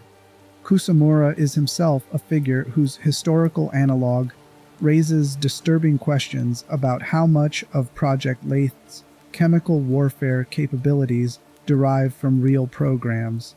The letters referencing him are written by Sidney Gottlieb, the actual CIA chemist who headed Project MK Ultra's mind control and assassination research during the 1950s and 60s. Gottlieb's presence in the documentary record, even fictionalized, suggests that Murkoff operates with CIA cooperation or oversight, that Project LATHE is not rogue corporate research, but sanctioned government experimentation outsourced to private contractors. Kusumura writes to Murkoff leadership describing the Kress process and its potential for long-term conditioning. Arora has developed compounds that create what she calls personality fissures, cracks in psychological coherence that can be filled through programming. The drugs work by disrupting neurotransmitter systems that maintain stable sense of self, creating states where identity feels fragmented and external suggestions carry abnormal weight. Someone dosed with Kress precursor becomes vulnerable to reconditioning in ways that normal consciousness resists. The side effects are severe: vomiting, physical weakness, and overwhelming sense of hopelessness that persists even after the acute drug effects fade. Reagents dosed with Kress compounds report feeling that nothing matters, that their previous beliefs and values were arbitrary constructions, that they are fundamentally empty and waiting to be filled with whatever Murkoff programs into them. This psychological state is exactly what Easterman has been trying to create through trials and sleep room conditioning, and Aurora's chemistry achieves it more reliably than any technique he previously developed. Easterman is ecstatic about Aurora's work.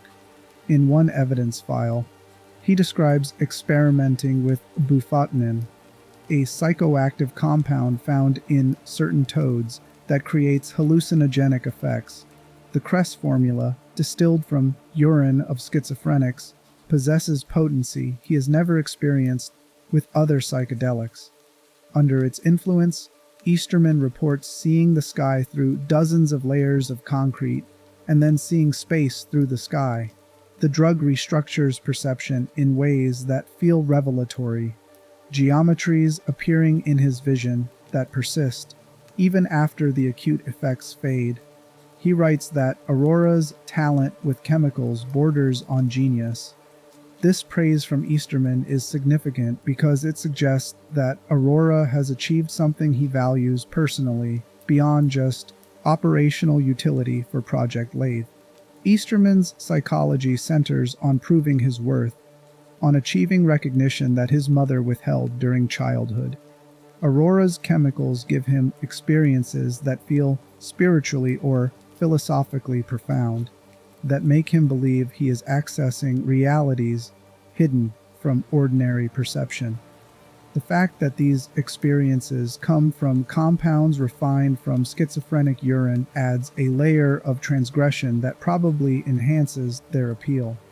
He's using the biological waste products of mentally ill people to achieve enlightenment, perverting medical ethics and human dignity in pursuit of consciousness expansion. Aurora's contributions extend beyond just the precursor compound. She develops an entire pharmacological toolkit that gets integrated into Signala's operations, chemicals that induce specific emotions on demand, allowing Easterman to control whether reagents feel fear or euphoria or rage during particular trial phases, compounds that enhance suggestibility during sleep room conditioning, making Easterman's broadcasts more effective at implanting beliefs and directives. Substances that disrupt memory formation, creating temporal confusion that makes reagents unable to track how long they have been at Signala or what they have done during trials. The most disturbing application involves using Kress compounds to make reagents perceive each other as unreal. Easterman writes about administering the formula alongside visual distortions that create what he calls mirror image agnosia.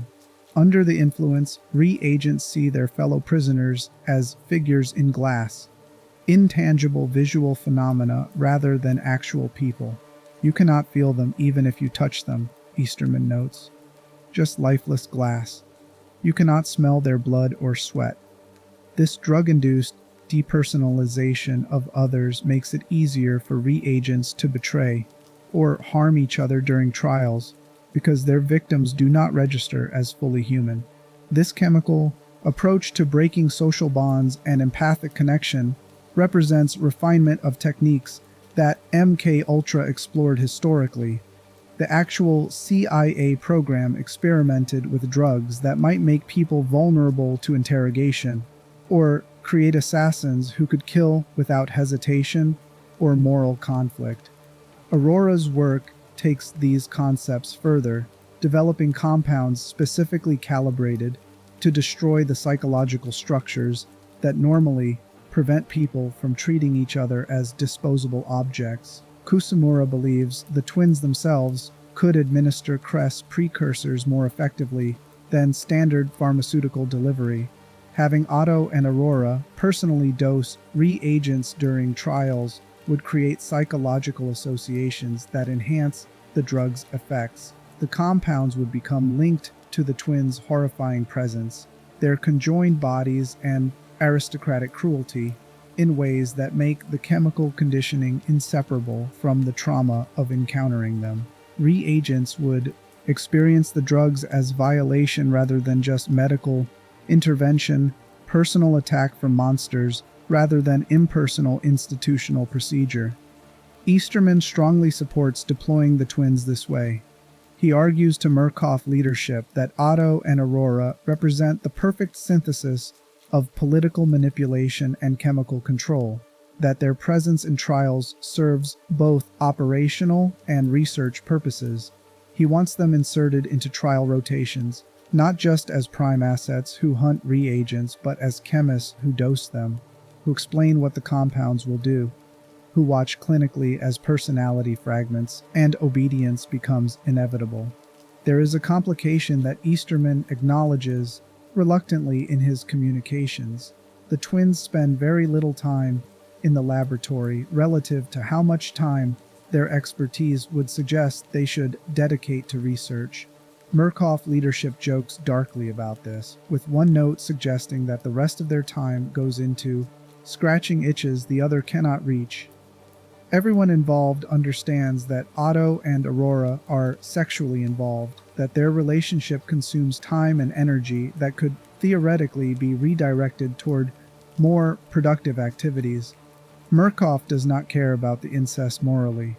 The corporation has no ethical framework that would make intimate relationships between siblings problematic as long as those relationships do not interfere with operational performance.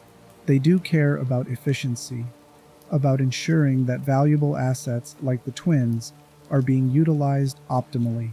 The fact that Otto and Arora dedicate significant time to their intimate partnership raises questions about whether Murkoff is extracting maximum value from their capabilities. These questions never translate into actual restrictions on the twins' behavior. Murkoff recognizes that their codependence is inseparable from what makes them effective. You cannot have Otto's political manipulation without Aurora's presence on his back. You cannot access Aurora's chemical genius without accepting that she exists in intimate partnership with her brother. Their sexuality is simply another dimension of the fusion that makes them uniquely valuable. Trying to suppress or redirect it would risk damaging the psychological structures that allow them to function as a perfect killing and conditioning unit. The twins' relationship with Easterman develops into something approaching mutual respect during their time at Signala. Easterman recognizes in them a version of what he wishes he could be. People utterly unconstrained by conventional morality, whose intelligence serves purposes beyond seeking approval, who create horror because they find it aesthetically and intellectually satisfying, rather than because childhood damage forces them to prove worth through achievement. Otto and Arora were born into shame and raised in isolation, but they never developed the desperate need for external validation that drives Easterman. They simply accept what they are and pursue their interests without requiring anyone's permission or praise. This creates a dynamic where Easterman simultaneously envies and relies on the twins. He needs their chemical expertise and their political acumen. He values their perspective on trials and conditioning techniques. He also recognizes that they possess psychological freedom he will never achieve, that his entire career is shaped by trying to prove he matters, while they operate from the assumption that their existence justifies itself regardless of anyone else's judgment. The twins, for their part, seem to view Easterman with detached interest. They recognize his intelligence and his ambition. They appreciate that he has created an environment where their worst impulses are not just tolerated but celebrated as valuable contributions. They also see his neediness, his desperate attempts to achieve transcendence through drugs and theories, his belief that he can remake himself into something other than his mother's disappointing son. They tolerate him because he serves their interests, because Signala provides them with victims and resources and community. There is no warmth in their interactions with him, no genuine affection or loyalty that would survive if their arrangement stopped benefiting them. This relationship reveals something about how institutional evil functions at human scale. The bonds connecting people within organizations like Murkoff are not friendships or even alliances in any conventional sense. They are practical arrangements between individuals who recognize that cooperation serves their separate interests more effectively than competition would. Easterman needs the twins' expertise. The twins need Easterman's position directing Project LATHE. Everyone involved understands that these needs create temporary alignment rather than permanent loyalty, that the relationships would dissolve immediately if circumstances changed, to make cooperation less valuable than other options. Yet these pragmatic arrangements prove remarkably stable. The twins remain at Signala for years, integrated so thoroughly into its operations that imagining the facility without them becomes difficult. They refine the shopping mall trial continuously, adjusting variables to maximize psychological impact. Aurora develops new compounds that get tested on reagents and then incorporated into standard conditioning protocols. Otto expands the political manipulation elements, creating propaganda that shapes how reagents understand citizenship and obedience and their place within hierarchies. Through all of this, they continue killing together, their violence seamlessly integrated into institutional structures that frame it as necessary research rather than serial murder. Every reagent who dies from their chemicals or their buzzsaw or their toxic vials represents another victim in a pattern stretching back to the 1920s. At Signala, the murders are documented, analyzed, justified. Through appeal to national security and scientific progress, the twins have found what every serial killer seeks and almost none achieve, a context where their compulsions are not just tolerated but valorized as essential contributions to important work. Chapter 8: Easterman's Mirror and the Twins' Reflection. Understanding what happened to Hendrik. Easterman during the late 1950s and early 1960s requires recognizing that he is conducting experiments on himself as rigorously as he does on reagents. The difference is that reagents get dosed with compounds designed to break them, while Easterman uses chemicals meant to elevate him beyond normal consciousness, to grant access to realities hidden from ordinary perception, to transform him into something other than the disappointing child his mother raised. Aurora's compounds provide the means for this attempted transformation. Easterman has been using psychoactive substances throughout his career, exploring altered states as both research methodology and personal pursuit. The Kress formula offers experiences beyond what he achieved with conventional psychedelics. The drug creates visions that feel revelatory, geometries appearing in his perception that seem to expose underlying structures of reality itself. In a journal entry titled "Stare Down the Sun," Easterman describes an experience that reveals how thoroughly the drugs and the work at Signala have destabilized his grasp on reality. He writes that he stared down the sun, looked into the face of God, and told it to blink, and his reward is the image in the mirror. He can look in mirrors again, something that previously caused visceral disgust. His new face, he claims, has opened eyes, hairless and dead and reborn. The entry continues with language that mixes religious imagery with sexual violence and delusions of grandeur.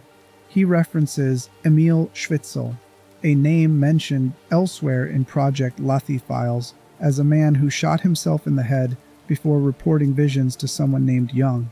The sun Schwitzel saw had an enormous phallus, and its gift was wind. Easterman claims to see a sun with a phallus in his own mirror, declaring he will burn everyone from the surface of the world and give them life to grow again. He connects this vision to Mithraic mystery cults, ancient Roman religious movements that conducted underground rituals involving bull sacrifice and initiation into hidden knowledge. The Mithras worshippers were persecuted and driven underground, and Easterman wonders if Carl Jung would look at Signala and see archetypal patterns thriving in the trials and conditioning he has built. The mirror, Easterman insists, is sacred. This journal entry reveals a mind that has crossed from calculated manipulation into something resembling genuine psychosis. Easterman is not using religious or mythological language metaphorically. He appears to believe literally that he has undergone death and rebirth, that he can see cosmic patterns others miss, that his work at Signala connects to ancient spiritual traditions through psychological structures that Jung theorized as universal human patterns. The drugs have not just altered his perception temporarily, they have fundamentally restructured how he understands himself and his relationship to reality.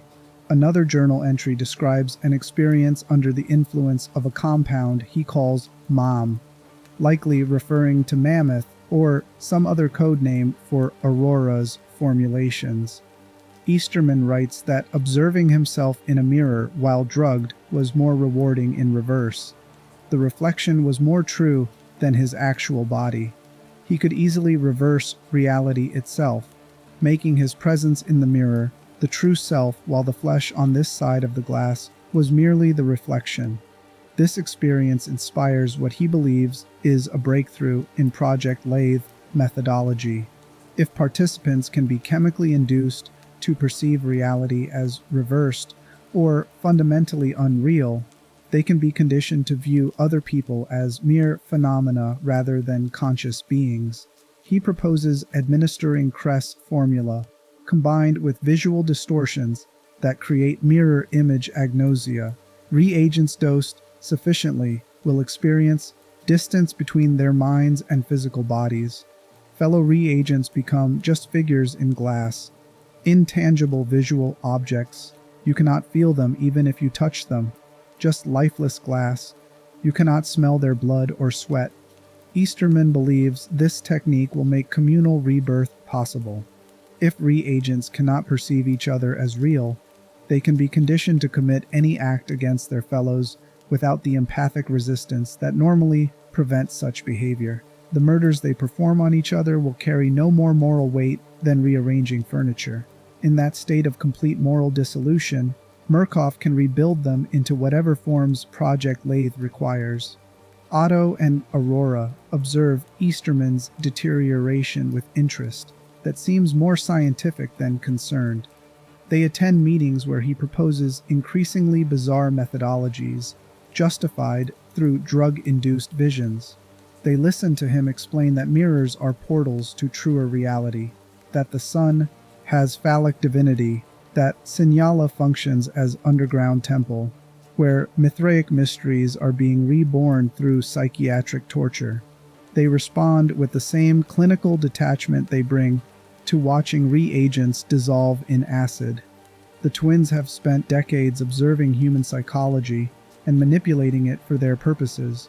They recognize that Easterman is experiencing something between enlightenment and breakdown, that the drugs are showing him patterns that may be real or may be artifacts of neurochemistry, responding to compounds that were never meant to enter human brains.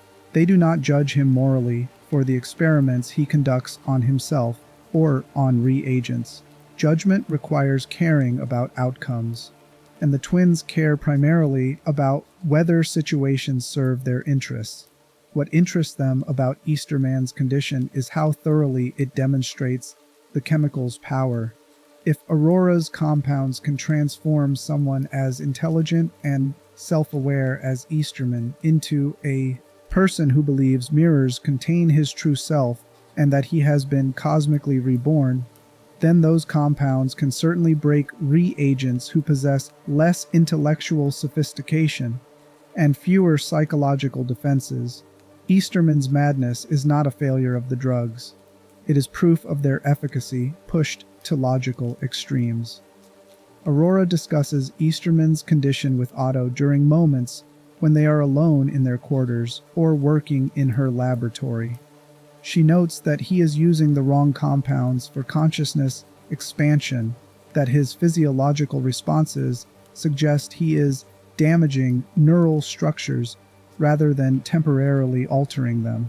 She could reformulate his doses to reduce long-term harm while maintaining the acute effects he seeks.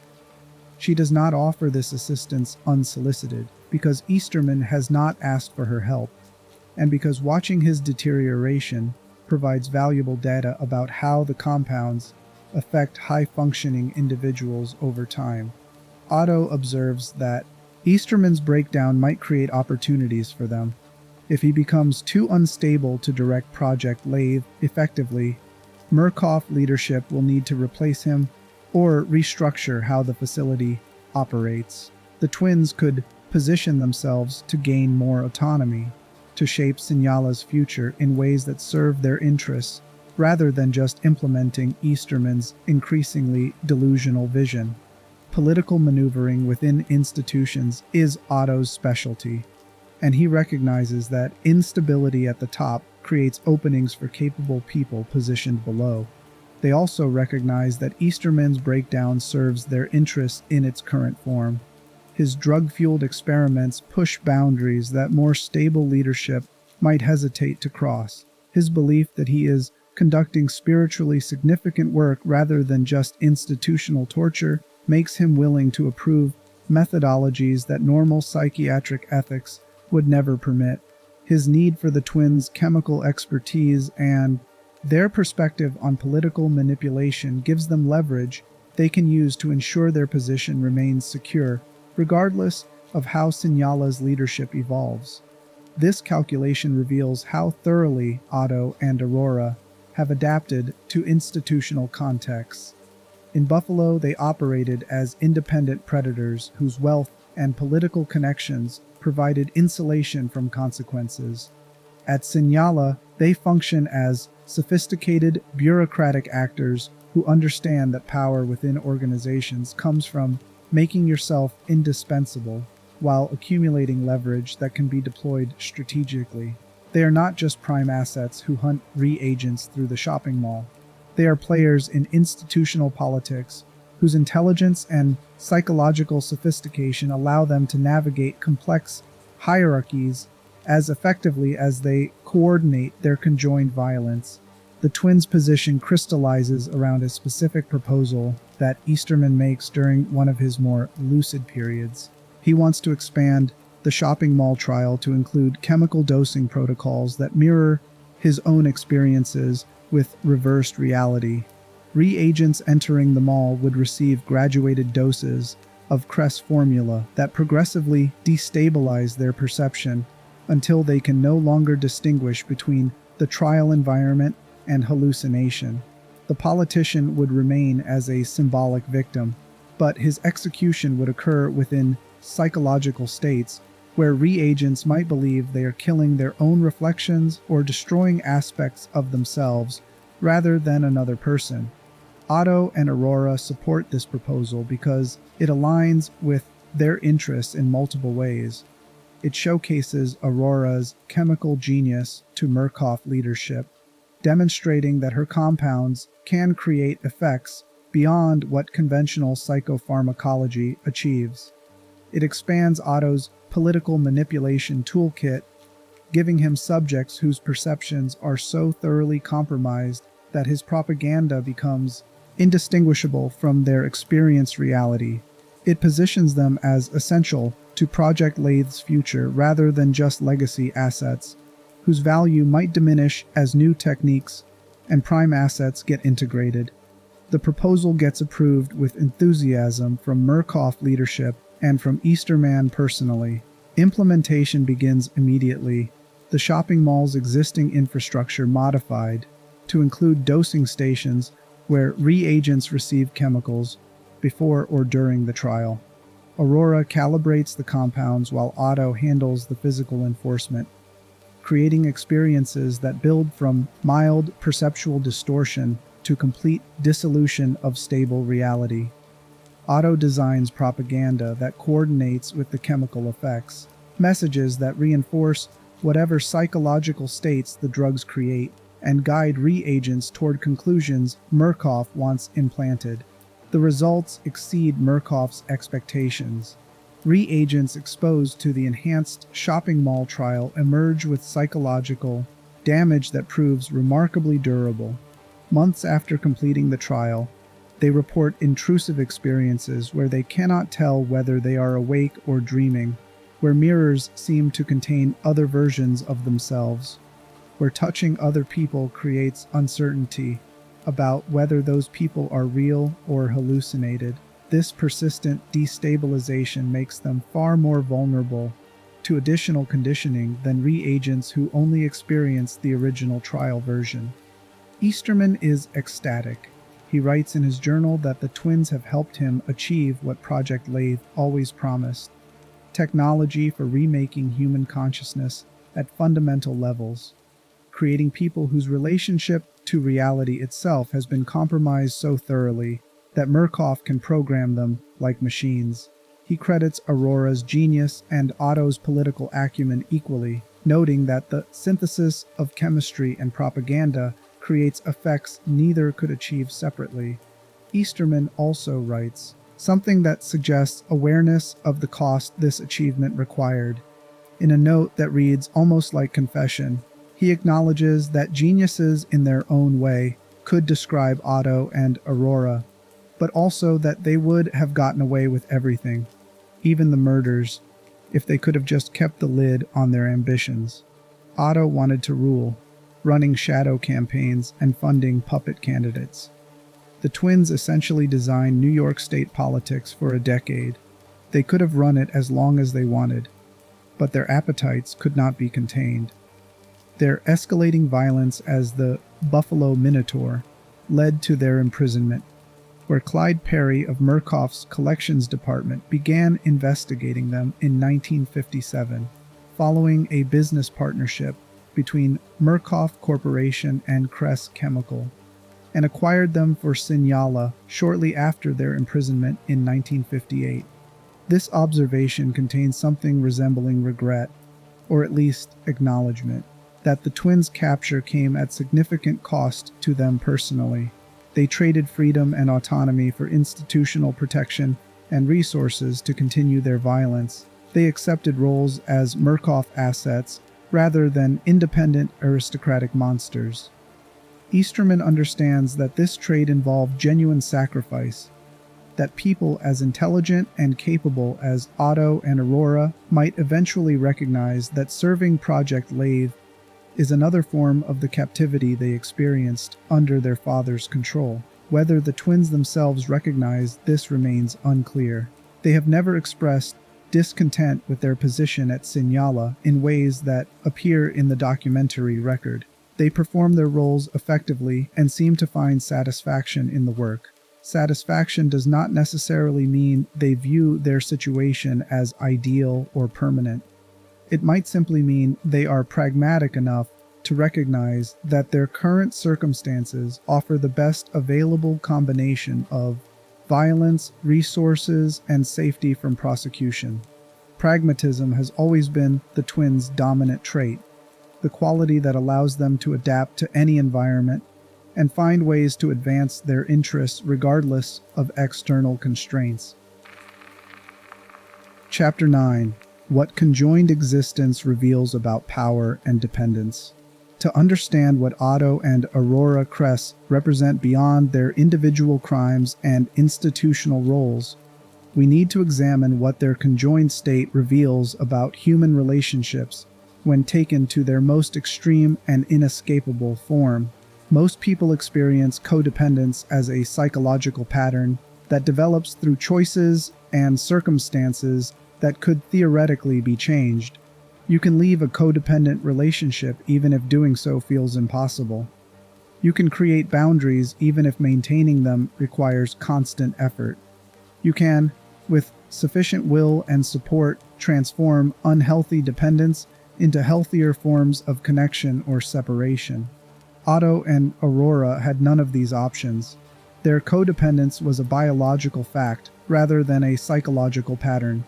They could not leave each other. They could not create physical boundaries because their bodies were literally fused.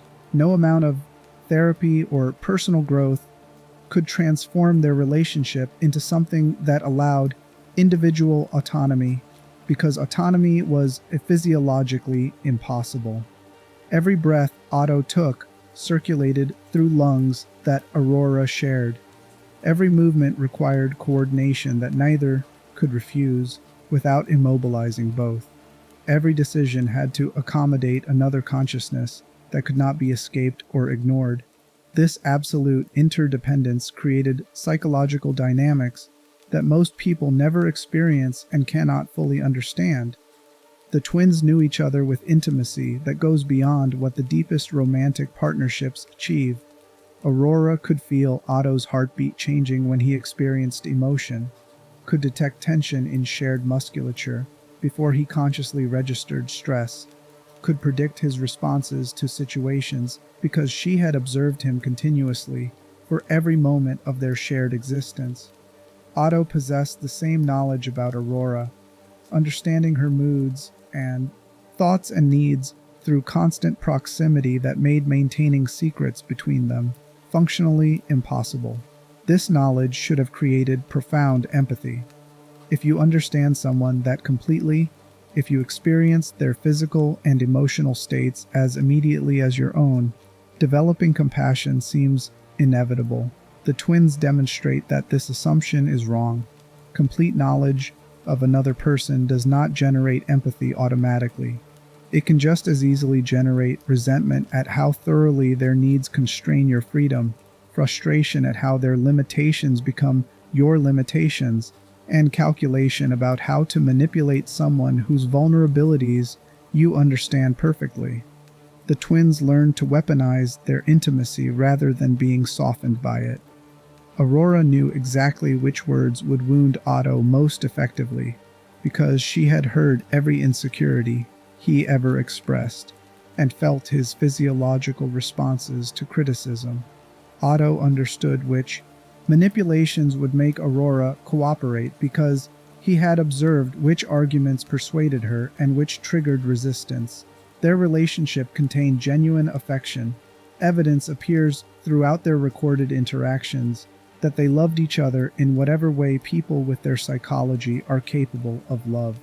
That affection coexisted with willingness to hurt each other strategically, when doing so served immediate interests. This pattern reveals something uncomfortable about human connection generally. The intimacy that relationships promise, the deep knowledge and understanding that we claim to value, can become tools for inflicting precise harm as easily as they create a basis for compassion. The twins simply demonstrate this reality in an exaggerated form that most people can distance themselves from. We tell ourselves that healthy relationships are different, that real love generates kindness rather than strategic cruelty. The twins' relationship was as real as any other, just stripped of the physical separation that allows most people to maintain comfortable illusions about the boundaries between love and violence. Their violence toward others followed patterns that their codependence shaped. They killed together, the coordination that governed their daily existence extending seamlessly into murder. Otto would identify victims and create opportunities, while Aurora prepared chemicals and planned disposal. Otto would overpower targets physically, while Aurora applied compounds that accelerated death or facilitated destruction of evidence. The killing was collaborative in ways that single murderers can only approximate through partnership. And that collaboration was possible because they had spent entire lives learning to function as a single organism containing two distinct minds. This perfect cooperation made them more dangerous than most serial killers ever become. Single predators face limitations imposed by working alone. They must handle every aspect of their crimes personally, from target selection through disposal, and each phase creates risks of detection or failure. Partners can divide labor more efficiently, but also face challenges coordinating actions and maintaining secrecy when two separate people must keep each other's crimes hidden. The twins faced none of these limitations. They were always together, so coordination was constant and automatic. They shared all secrets by default, so there was no risk that one might betray the other. They possessed complementary skills that covered all phases of their violence effectively. The murders they committed together also served psychological functions that their relationship required. Killing was one of the few activities where their codependence transformed from burden into advantage, where being conjoined made them more capable rather than more limited. In most aspects of life, their fusion created constraints. Otto could not move freely because Aurora's weight affected his balance and mobility. Aurora could not pursue interests independently because she depended entirely on Otto's willingness to transport her. In violence, these constraints disappeared. They became a four-eyed, four-armed predator with two brains processing tactics simultaneously, and that fusion made them deadly in ways that separation never could. This suggests that their violence was not just an expression of sadistic impulses or narcissistic rage. It was validation that their conjoined existence had purpose and advantage, that they were not simply damaged goods hidden away, but rather something genuinely dangerous and powerful. Every successful kill confirmed that they functioned optimally as a unit, that what society viewed as deformity was actually evolution toward a more effective form. That need for validation through violence connects them to patterns that appear throughout serial killer psychology. Many predators who operate for extended periods describe their crimes as the only times they feel fully alive or authentic, the only activities that generate satisfaction, comparable to what normal people experience through conventional accomplishments. The twins experienced this dynamic but amplified through their shared existence. Murder was the domain where their fusion became strength rather than limitation, where they could prove to themselves and each other that their codependence was a chosen partnership rather than biological prison. Their incestuous relationship served similar psychological functions. Sexual intimacy between them was inevitable, given that they could not pursue romantic partnerships with other people. It was also an assertion that their bond was complete and self-sufficient, that they needed nothing outside their shared existence to achieve fulfillment. Other people require separate partners to experience sexual satisfaction. The twins only needed each other, and that self-sufficiency could be framed as superiority rather than limitation. This framing requires ignoring the coercive element that their situation contained. Neither Otto nor Aurora chose to be conjoined. Neither could pursue alternative relationships even if they wanted to. Their sexual partnership was less freely chosen than it was the only option available within the constraints their anatomy created. The twins seemed to have genuinely embraced this relationship as validating rather than tragic, as evidence that they were complete unto themselves, rather than isolated from possibilities that normal people could access. The aristocratic entitlement they developed reinforced these psychological patterns. They were born into wealth that insulated them from consequences most people face. Their father's chemical empire gave them resources and political connections that allowed them to operate with impunity for decades. When they were finally caught, those same resources delivered them into Murkoff's custody rather than toward execution or imprisonment. At every stage of their lives, wealth transformed what should have been insurmountable problems into challenges that money and influence could resolve. This pattern taught them that normal rules did not apply to people like them.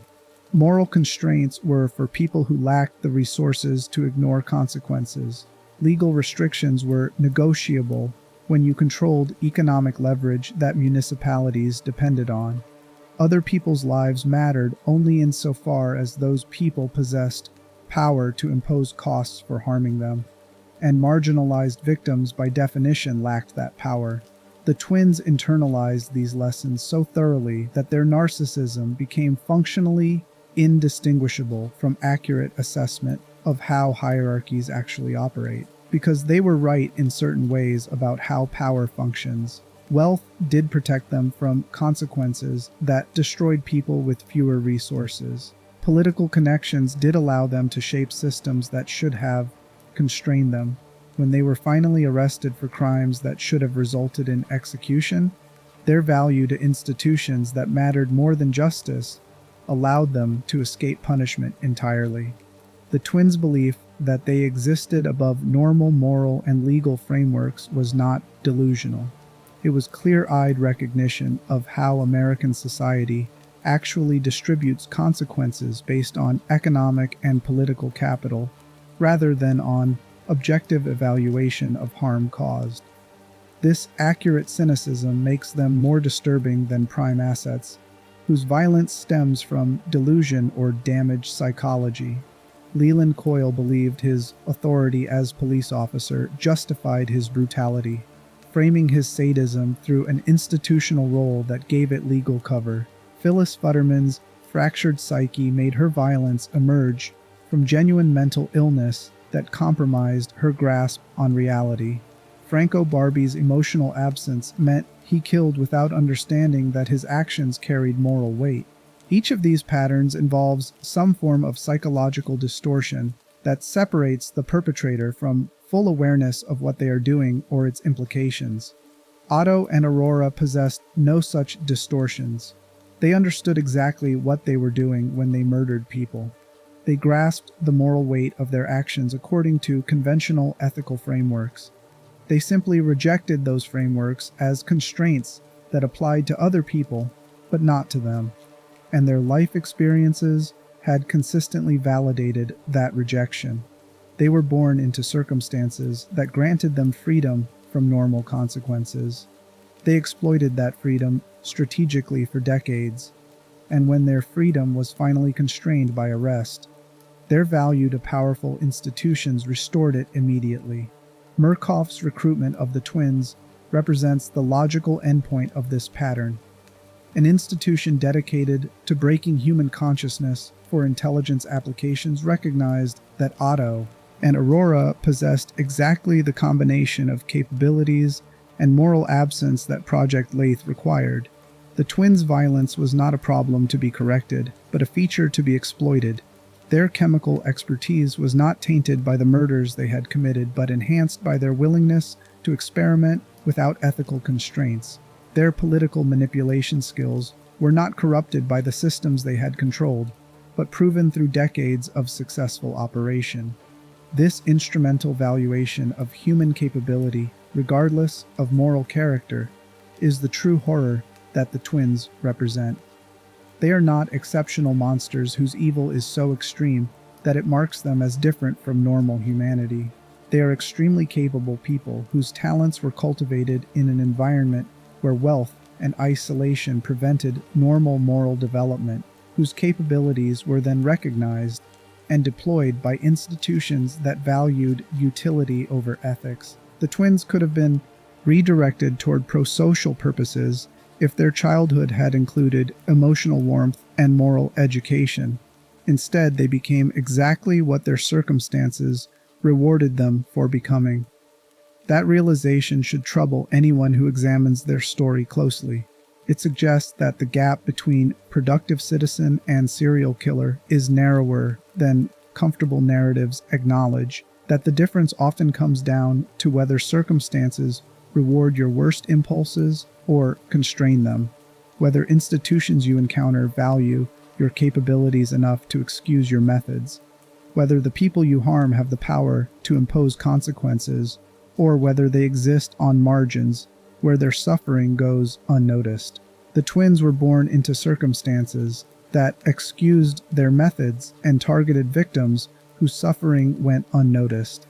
When those circumstances finally failed, institutions appeared immediately to recreate the protection they had always enjoyed. They never experienced a moment in their entire lives when they faced genuine accountability for their actions. That absence of accountability did not stem from them being cleverer than everyone else or from successfully evading justice, despite genuine attempts to hold them responsible. It came from occupying positions within social hierarchies where accountability simply does not apply to people with sufficient resources and utility to powerful interests. Chapter 10: The Legacy That Never Ended. Otto and Arora Kress were always instruments of institutional interests larger than themselves. In Buffalo, they served Kress Chemical's profitability by controlling regulations and political decisions that affected industrial operations. They maintained social hierarchies that kept wealth and influence concentrated in established families like theirs. They eliminated people whose existence complicated maintaining comfortable illusions about American prosperity and social mobility. Every murder they committed served systemic functions, even though the twins probably understood their violence primarily through personal gratification. At Signala, they served Murkoff's intelligence research by breaking reagents through chemical manipulation and political theater. They refined techniques for consciousness control that might be deployed against foreign adversaries or domestic populations deemed threatening. They validated approaches to human experimentation that legitimate research institutions could not pursue because ethical constraints prevented them. Every reagent they destroyed served intelligence objectives, even though the twins probably understood their violence through the same personal gratification that had motivated their Buffalo murders. The shift from one context to the other changed almost nothing about who the twins were or what they did. They killed before Murkoff, and they killed within Murkoff's structures. The difference was that Murkoff provided legal protection and institutional validation for the violence the twins were going to commit regardless. The corporation did not create them as monsters. It recognized existing monsters and gave them contexts where their monstrosity served useful purposes. This pattern extends beyond just the twins. Every prime asset at Signala followed similar trajectories. Leland Coyle was brutalizing people as police officer before Murkoff recruited him and continued brutalizing them as prime asset after recruitment. Phyllis Futterman was killing children she believed she was protecting before Murkoff found her and continued killing within institutional frameworks after recruitment. Franco Barbie was murdering for organized crime before Murkoff intervened, and continued murdering for intelligence research after intervention. The corporation did not transform any of these people. It harvested them from contexts where their violence was starting to create problems for existing institutions and relocated them to contexts where that same violence served different institutional interests. Understanding this harvesting function reveals what Project LATHE actually represented. The public narrative framed it as a research program developing techniques to create sleeper agents, or enhance interrogation capabilities, or advance understanding of human psychology under extreme stress. These justifications were not entirely false, but they missed the deeper purpose.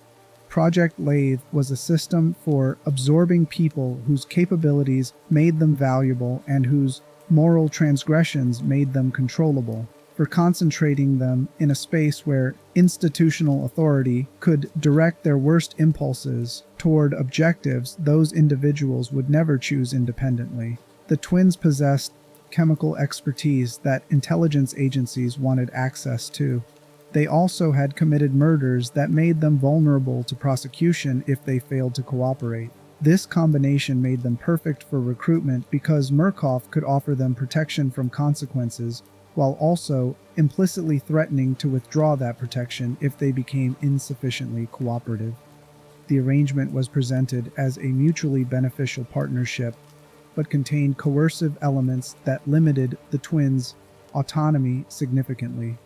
Whether Otto and Arora recognized these coercive elements remains unclear from available evidence. They performed their roles at Signala effectively and seemed to find satisfaction in their work. Satisfaction does not necessarily indicate free choice, especially when the alternative to cooperation is execution or imprisonment. The twins may have genuinely believed they were operating autonomously, while actually responding to incentives and constraints that Murkoff had structured deliberately to produce desired behaviors. This ambiguity matters because it exposes how institutional control operates at its most sophisticated. Crude forms of power rely on obvious coercion where subjects understand they are being forced into compliance through threats or violence. Sophisticated institutional power creates environments where subjects believe they are choosing freely while actually operating within constraints that make certain choices inevitable and others impossible. The twins were told they had agreed to work for Murkoff voluntarily. that they could theoretically refuse cooperation, though doing so would result in losing protections that kept them from prosecution. This framing preserved illusion of choice while making compliance the only rational option. The same logic applied to reagents at a different level. They were told they had volunteered for Project LATHE, that they had signed waivers accepting whatever training exercises the program required, that they were serving their country through participation in classified research. These framings preserved the illusion that reagents retained autonomy, even as trials systematically destroyed any capacity for independent decision-making. By the time reagents recognized that they had not actually volunteered in any meaningful sense, that the waivers they supposedly signed were either fabricated or obtained under circumstances that made consent invalid, they had already been conditioned so thoroughly that resistance felt impossible. The twins participated in creating and maintaining these illusions. Otto's political manipulation specialized in constructing narratives that made oppressive structures feel like natural orders or necessary arrangements. His propaganda convinced reagents that their suffering served important purposes, that obedience was virtue rather than submission, that the hierarchies Murkoff imposed reflected natural divisions between superior and inferior people. Aurora's chemical manipulations reinforced these narratives by creating psychological states where critical evaluation became difficult, and suggestions from authority figures felt like obvious truths. Together they formed a system for manufacturing consent within the context of absolute coercion. Reagents who survived their trials emerged believing they had chosen to participate in their own destruction, that the psychological damage they sustained was a necessary cost of becoming better citizens or more capable individuals. This manufactured consent was one of Project LATHE's most valuable achievements from Murkoff's perspective because it meant that reagents who were eventually released would not seek justice or exposure but would instead defend the program that destroyed them. The twins' role in this system makes them complicit in ways that extend beyond their direct violence.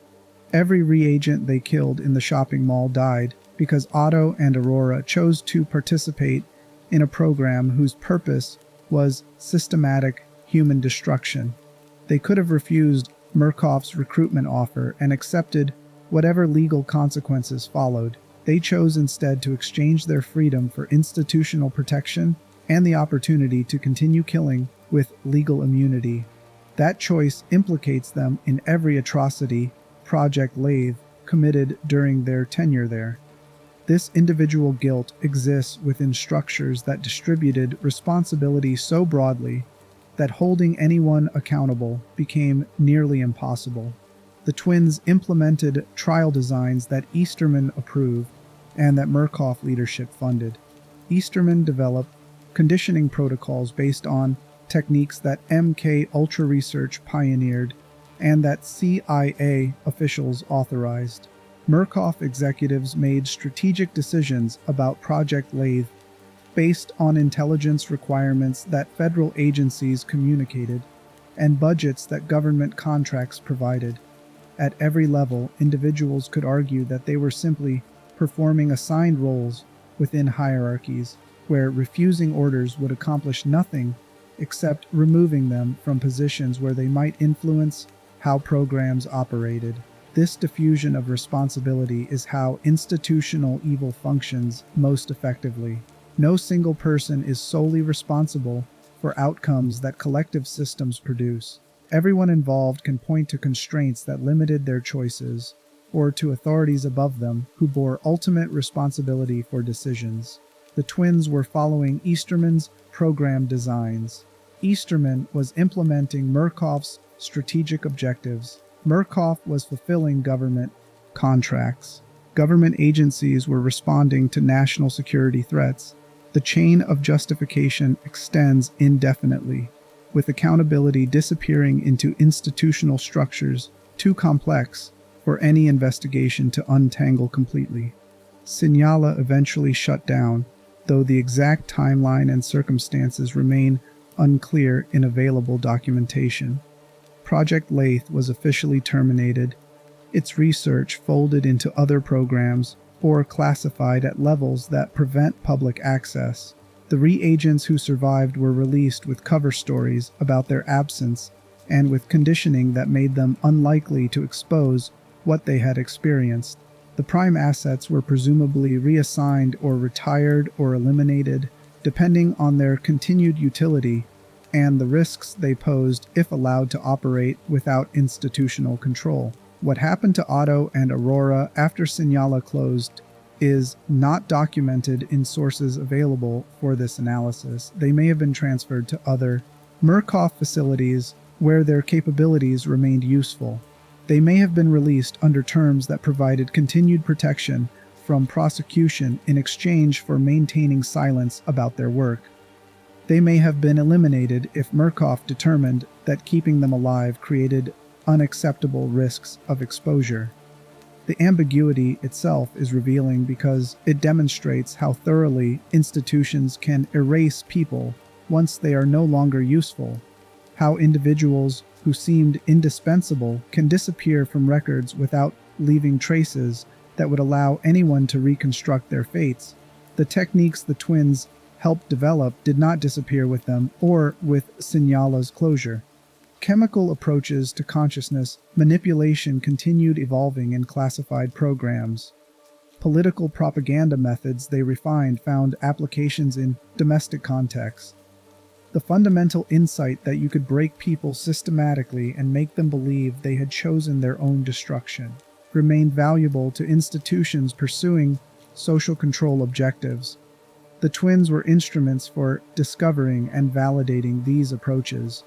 Once the knowledge existed, the specific people who generated it became less important than the institutional memory that preserved and deployed what they had learned. This persistence of techniques beyond the individuals who developed them reveals the final truth about Otto and Arora Kress. They matter less as unique monsters than as examples of what humans become when institutions reward capabilities, regardless of how those capabilities are applied. Every society produces people like the twins, individuals whose intelligence and particular talents could serve beneficial purposes, but who develop within circumstances that direct those qualities toward destruction. The question is whether institutions recognize these individuals and redirect them toward pro-social purposes, or whether institutions harvest them and amplify their worst tendencies, because doing so serves immediate objectives more effectively than cultivation of their better possibilities would. American intelligence and military institutions during the Cold War consistently chose harvesting and amplification over redirection and cultivation. They recruited torturers and assassins and human experimenters, provided them with legal protection and resources, and deployed them against targets foreign and domestic. Project LATHE was one program among many pursuing similar objectives through similar methods. The twins were two monsters among hundreds or thousands who found homes within structures that valued their monstrosity. That pattern did not end when the Cold War concluded. Institutions still require people willing to inflict suffering in service of objectives that cannot be achieved through persuasion or legitimate force. Private military contractors employ people whose psychological profiles resemble prime assets. Intelligence agencies maintain networks of assets whose methods would result in prosecution if applied outside sanctioned contexts. Corporations developing surveillance and manipulation technologies recruit individuals whose skills include exploiting human vulnerabilities systematically. The names change and the specific programs get restructured, but the underlying logic persists. Otto and Arora Kress are not exceptional in this context. They are typical. Conjoined twins who murdered together for decades, whose chemical genius and political acumen made them valuable enough that institutions protected them from consequences, whose violence was absorbed into structures larger than themselves. They stand out because their appearance was grotesque and their crimes were dramatic. Their fundamental role, capable people directed toward institutional objectives, regardless of moral implications, is replicated thousands of times across systems that value utility over ethics. Understanding them requires recognizing that the horror they represent is not primarily about individual evil. It is about how structures of power identify people with dangerous capabilities and create contexts where those capabilities serve institutional interests, while the individuals performing the work can maintain belief that they are choosing their paths freely. The twins thought they were autonomous, aristocratic predators. In Buffalo, they were instruments maintaining social hierarchies through strategic violence. At Signala, they were instruments refining consciousness control techniques. The context changed, but their instrumentalization remained constant. That instrumentalization is the legacy that never ended. Somewhere right now, institutions are identifying people whose capabilities make them valuable, and whose moral boundaries are sufficiently weak that they can be recruited into programs pursuing objectives that ethics would prohibit. Those people will be told they are choosing to serve important purposes. They will be provided with justifications that make their work seem necessary. They will be insulated from consequences that their actions would normally generate. They will become instruments exactly as Otto and Arora did, their individual identities subsumed into institutional functions that persist long after they are gone. The twins cannot be separated from the systems that created contexts where their violence was not just possible, but encouraged and rewarded. They are not aberrations requiring explanation through exceptional damage or unique evil. They are products of circumstances that any society organized around hierarchies of wealth and power will inevitably generate.